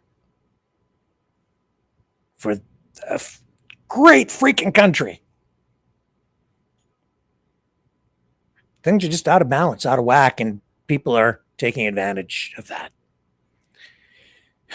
And you have politicians who people think are the elite. In reality, because we have a government of the people that is the people, it's just that some of them are rich and some of them are stupid. Some of them are barbers and some of them are plumbers and some of them are lawyers and they're members of parliament or provincial MLAs or councillors. Yeah, they're right from your community, you know. And they're no smarter than probably you or me. And they make stupid mistakes and they do stupid things. And some of them are damn corrupt. And there's lots of opportunity for corruption in government in ways that probably a lot of you aren't even aware of. Me too. Because once you're in there, it's like, if I just sign that document, do this and push that there, and then if I support that thing over there, and this guy will pay me over there, and then if I do that, and I'll get rich, and this is going to happen to the stock market if I do this. Hey, and if I impose tariffs on all these countries, it gives me all the levers of power economically over most of the world, and I can be the king of the planet. But in Canada, you know, people don't even understand how our government works, and they want to tear it down because you're listening to people who are telling you a bunch of bunk.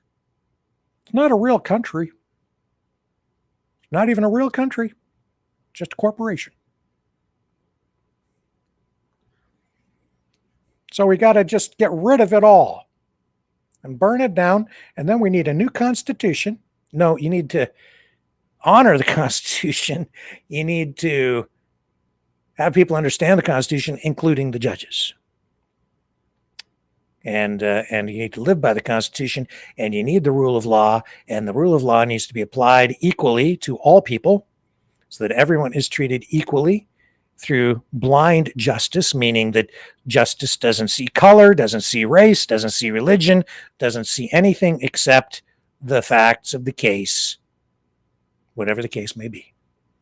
And the hand of justice should be applied evenly across the board, but it isn't, because politics. You think that's going to change if you burn it down and bring in something new? No, it's going to be worse.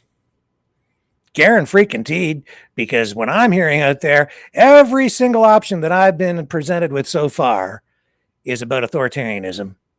It's about doing away with actual democracy and putting more hands in the hands of those who, either it's more chaos,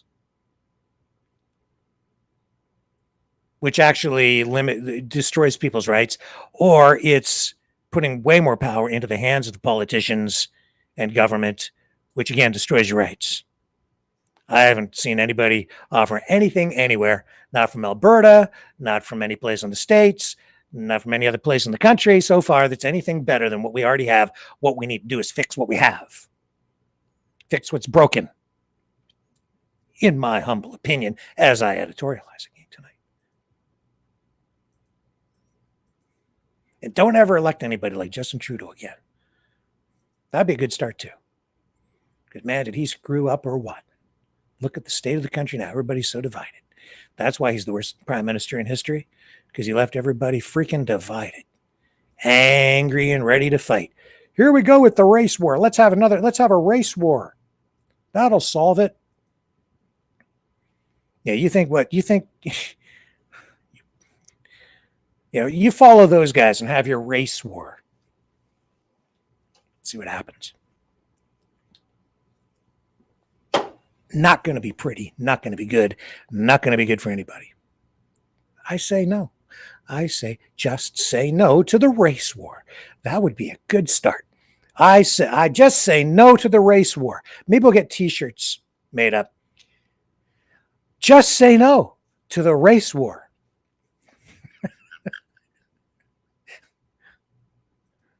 Fuck, God, my God.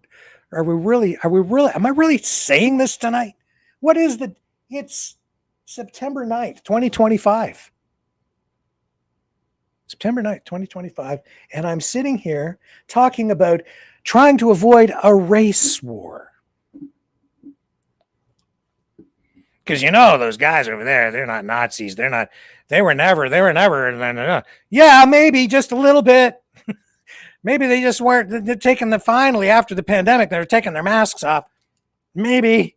And those other guys over there, we already know that those Antifa guys are as fascistic as anybody. So you got fascists fighting fascists and saying that they're going to get us solve the race. Oh my God.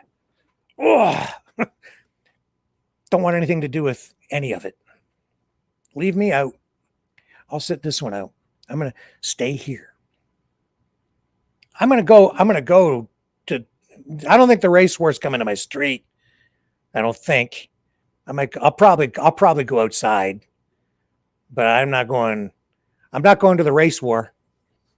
I suggest maybe you might consider not going too. What if they had a race war and nobody showed up? That'd be a good one. That'd be the best race war ever. Nobody showed up. Good. Excellent. Let's have a race war on Monday. Okay, everybody, are you ready? Okay, everybody go on Monday. No, don't go. Bad idea. I say. Go to a movie. Go shopping because they don't have any arrows on the floors anymore. That's a good one. Take some water to the people at the homeless encampment in your neighborhood so they don't die. Or maybe take them a blanket. Show them a little kindness. I got hammered when I went to talk to the people at the tent city, such as it is, people are like, you're evil. What? You're a piece of shit, Rick. I bet you didn't take them any water. I mean, seriously. Okay, thank you, haters. Okay. You know what did happen? This is the power of media. And I wasn't even going to talk about this, but I'm going to. Because it just, not because it's about me. It's not. It's about how what we do here matters. Because what you're doing here matters. When you support this channel, this is how it affects things and makes things better. Because I went down there and did that, I learned this a long time ago. People saw it, even here in my hometown, because I have a bunch of people who watch. And I started getting phone calls from people who did what? They took the people water. They did. And Gatorade. Gatorade. Do you know why they took them the Gatorade? Because I did that whole video with the thumbnail and everything where I was joking around, right?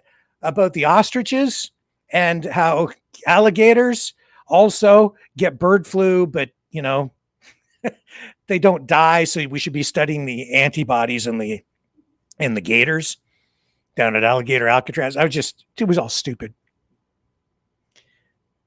But because I did that, and then I had in the thumbnail, and we were talking about having like the big concert, the next concert to raise funds, calling it Gatorade. Some people got confused and they were like, do they need Gatorade at the homeless encampment, Rick? And people are phoning me up. And I'm like, what do you know? The Gatorade thing. No, that was ostriches. And no, that's like, no, like I'm calling about the Gatorade. No, it's not really no, that was what they were calling about at all. They were confused. I don't know how this happened. They thought that they needed Gatorade at the homeless encampment. And so people are like, how much Gatorade should we take over? And I was like, it took me a while to clue in. And then I was like, oh, no, I get what they're talking about, the homeless encampment, not the ostriches and Alligator Alcatraz. So, but the good thing is some people took over a bunch of Gatorade and some water after I called them back. And I understand what you're talking about now. It was so confusing. That's the power of media. Because if you do stories, you can have a really positive impact and good things can come of it. I learned that in journalism school. I mean, that's the power of it. And it's not like I have to go around and I don't have to be like Mother Teresa because I've got you guys. You help amplify everything that we do. You put the message out, you use your superpowers for good, never evil, and good things happen. That's the way she goes, man. And that made a difference over there. I'm going back. I'm going to talk to those guys again. They're not far from where I'm sitting tonight. They need help. And they're not really to blame.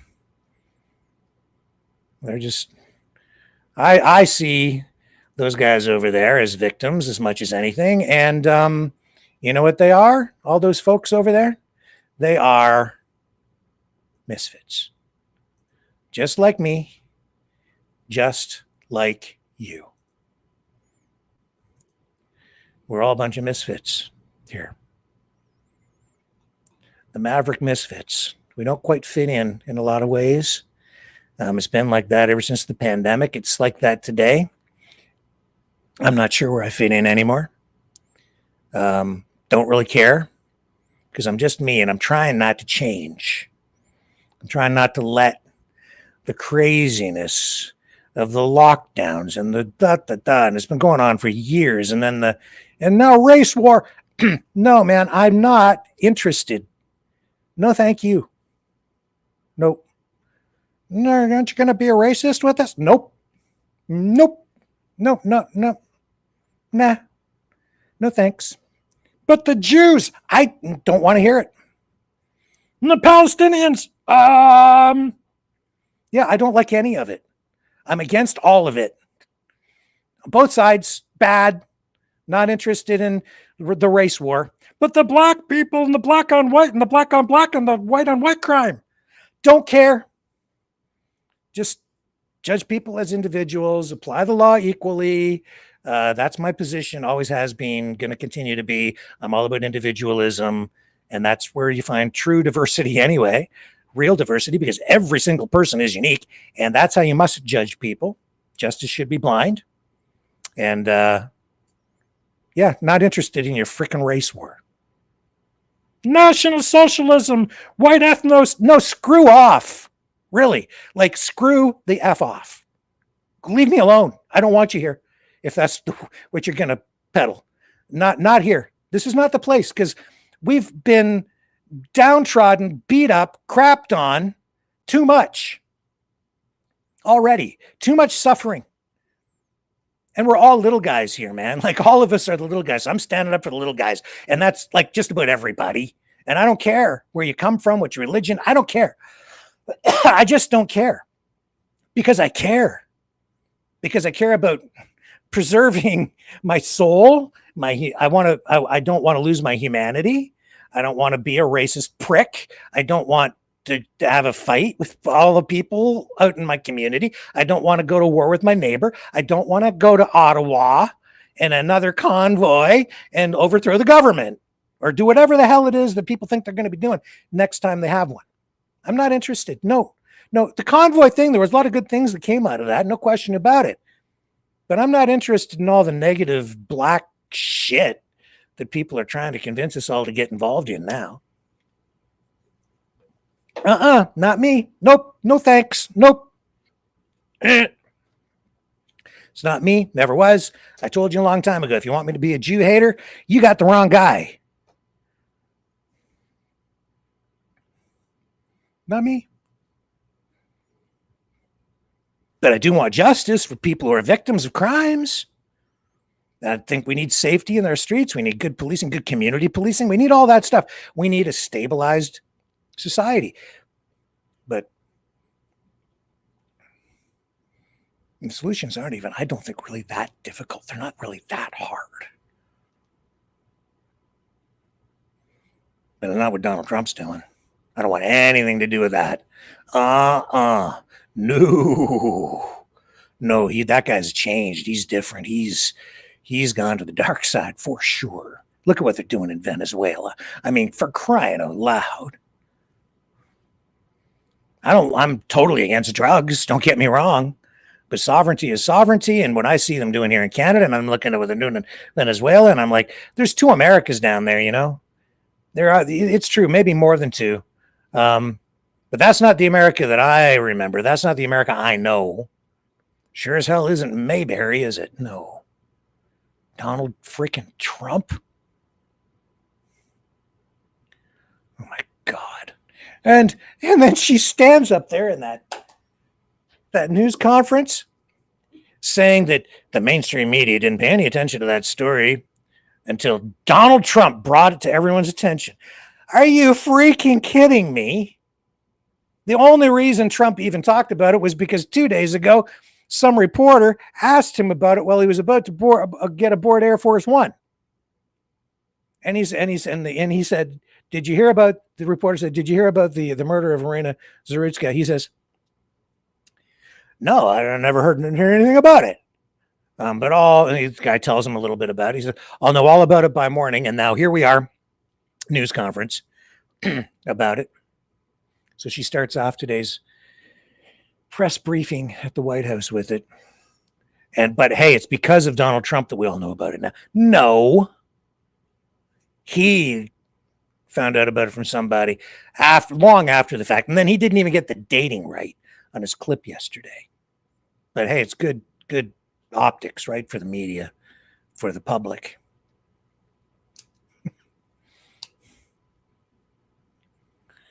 The Epstein thing, that just won't go away. Still out there tonight. The whole letter thing that we showed you yesterday is still circulating. That's not going away. Don't want anything to do with that.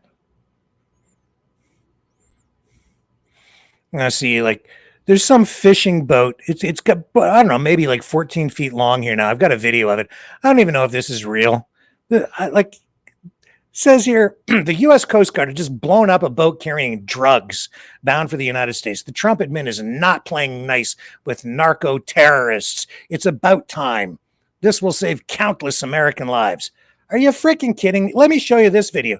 Is this even real? This one? What do you see this?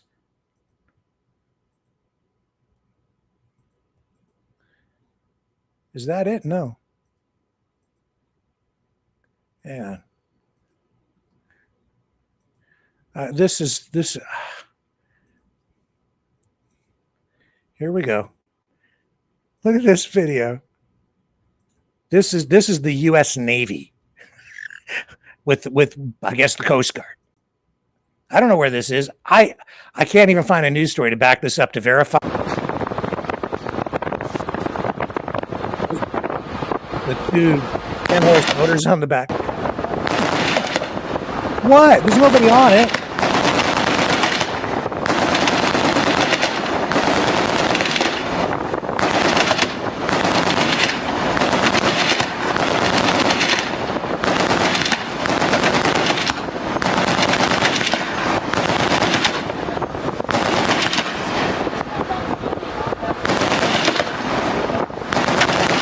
I think it's not going to float anymore.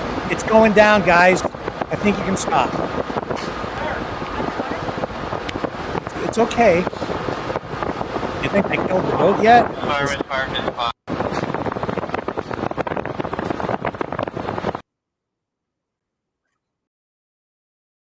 What is that?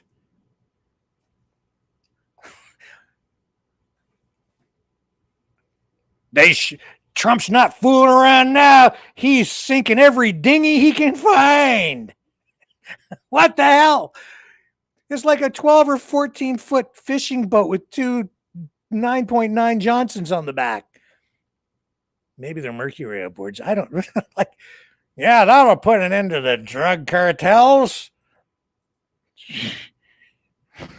How many aircraft carriers and destroyers did they bring to bear on that one? Let me see if I can find anything to back that up. I can't believe, like, what is that? It says the Coast Guard. So let me see if there's a story to go. Coast Guard blows up boat. It's the Times of India 3 hours ago. Yeah, it's like they're posting this shit. U.S. Coast Guard blows up drug boat in Operation Pacific Viper. Seizes. Come on, really? This is Times Now.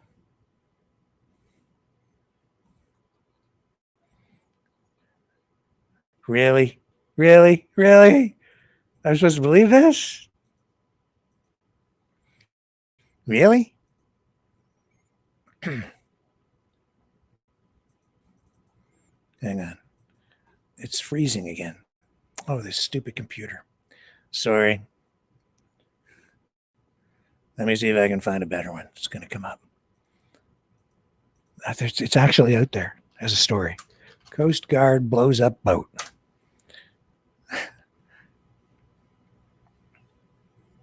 Let's try this one. Drug boat, 13,000 pounds of cocaine? Oh, come on. Really? I'm finding this a little hard to swallow. Here. Show you the story. This. What the hell? Oh, yeah, it's true. It's all true. Times of India. Watch U.S. Coast Guard blows up drug boat in Caribbean. Seizes 13,000 pounds of cocaine.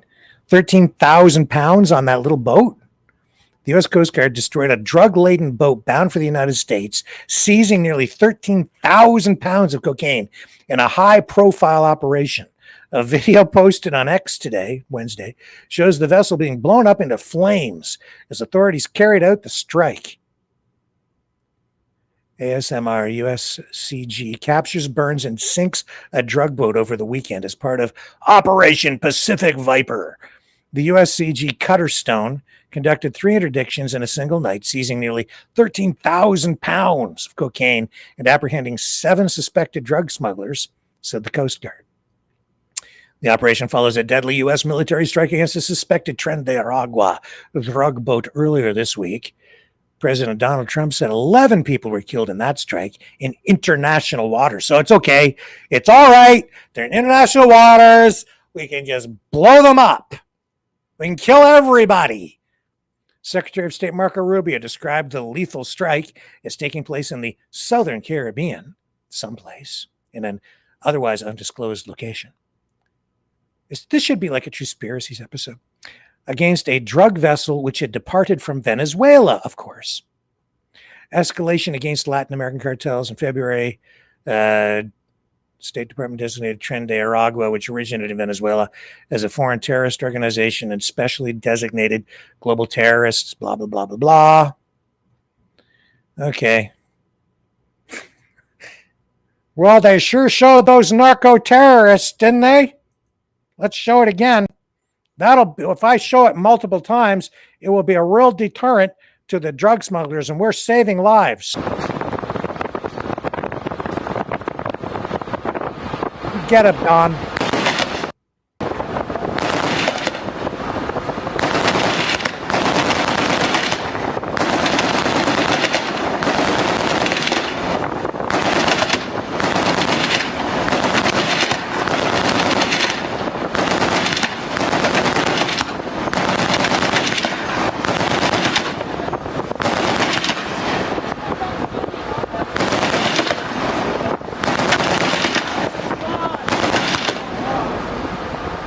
My boat! I'm sorry. I can't help it. It just seems funny to me. No! My boat! You hear the guy on the taken into custody. He's like, don't blow up my boat. I was going to take my kids for a cruise on Saturday. Oh, really? Like, really? Really? That, really? That's something about it just seems off. That shows them. They're not going to mess with the Donald now. Did you really need to bring all your battle cruisers and your super cruisers and your submarines and your F-35s to do that?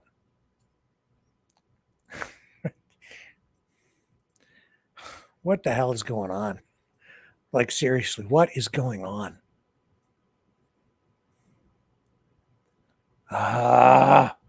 Okay. And then Israel, I guess they took a stab at the Hamas leaders who were in Qatar.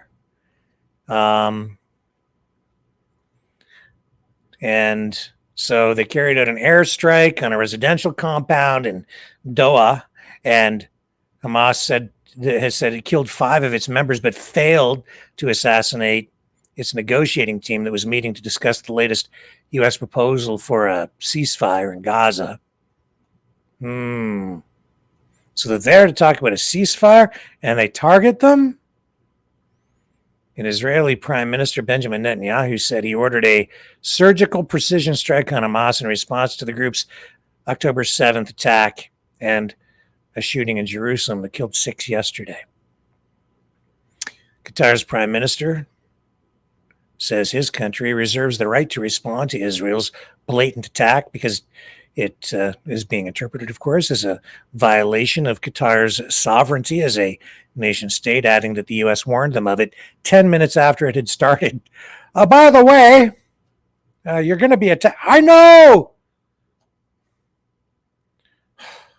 U.S. President Donald Trump said he was informed of the attack by the U.S. military, and he immediately directed U.S. Special Envoy Steve Witkoff to inform the Qataris, but it was too late. On the ground, a UK teacher who works in Doha says that the blast brought back a sense of panic. Yeah, no kidding. While another person there informed media today that her mind went straight back to Iran's strike in the city in June. So this is, I guess, the second time in 3 months that Qatar has found itself at the receiving end of incoming missiles. The other time was Iran's attack back in June at the U.S. air base at Al Udeid, just outside Doha. Man, they're getting it from all sides, aren't they? And Qatar is really a mediator between Israel and Hamas, and now it's not clear how the strike will impact ceasefire negotiations. So, it's bad news for those Israeli hostages. And their lives, if any of them are even alive anymore at this point, are probably even in more danger. And it's also, I think, probably bad news for the people in Gaza whose lives there continue in a state of agony, really. Like I said, don't like any of it. Don't like any of it. So just say no. That would be a good start. Oh my, what a crazy night. You're not racist enough, Rick. I'm not watching you anymore. Okay, that's fine. That's fine. With that being said, I'm going to wrap up. I don't know. I hope you found some value in tonight's broadcast. Didn't really unfold the way that I expected it to, but as Walter Cronkite used to say, and I've said it here many times, that's not news, but that too is reality. See everybody back here tomorrow night, 7 p.m. Eastern. On the flip side.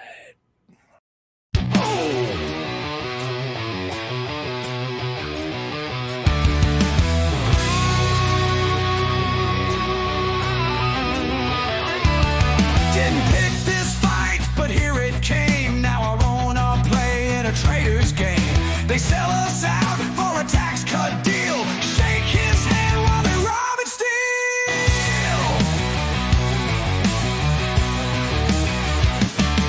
They call us blind, they call us weak, but they're the ones on their knees to the thief. Wave our flag while they burn it down, marching to the sound of a tyrant's crown.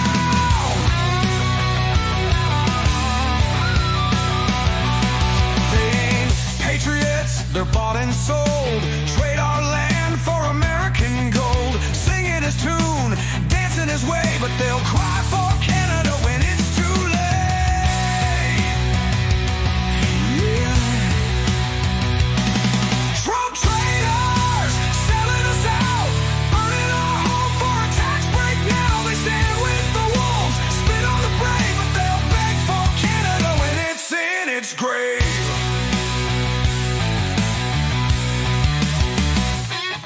They talk real tough, but they bow real low, licking his boots while they put on a show. They chant his name, raise their fists up high, while the real ones fight to keep us alive. They don't fight fair, they twist the truth, say they're the future, but they kill the roots. They laugh now, but watch them run when the north wind howls and justice comes.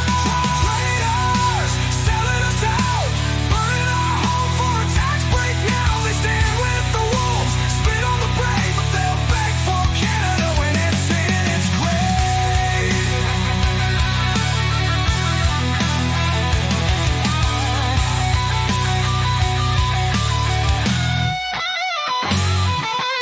One day soon the tide will turn, and traitors pay when the fires burn. No statues raised, no banners flown, just names in dust where the traitors roam. Selling us out, burning our home for a tax break now. They stand with the wolves, spit on the brave, but they'll beg for Canada when it's in its grave.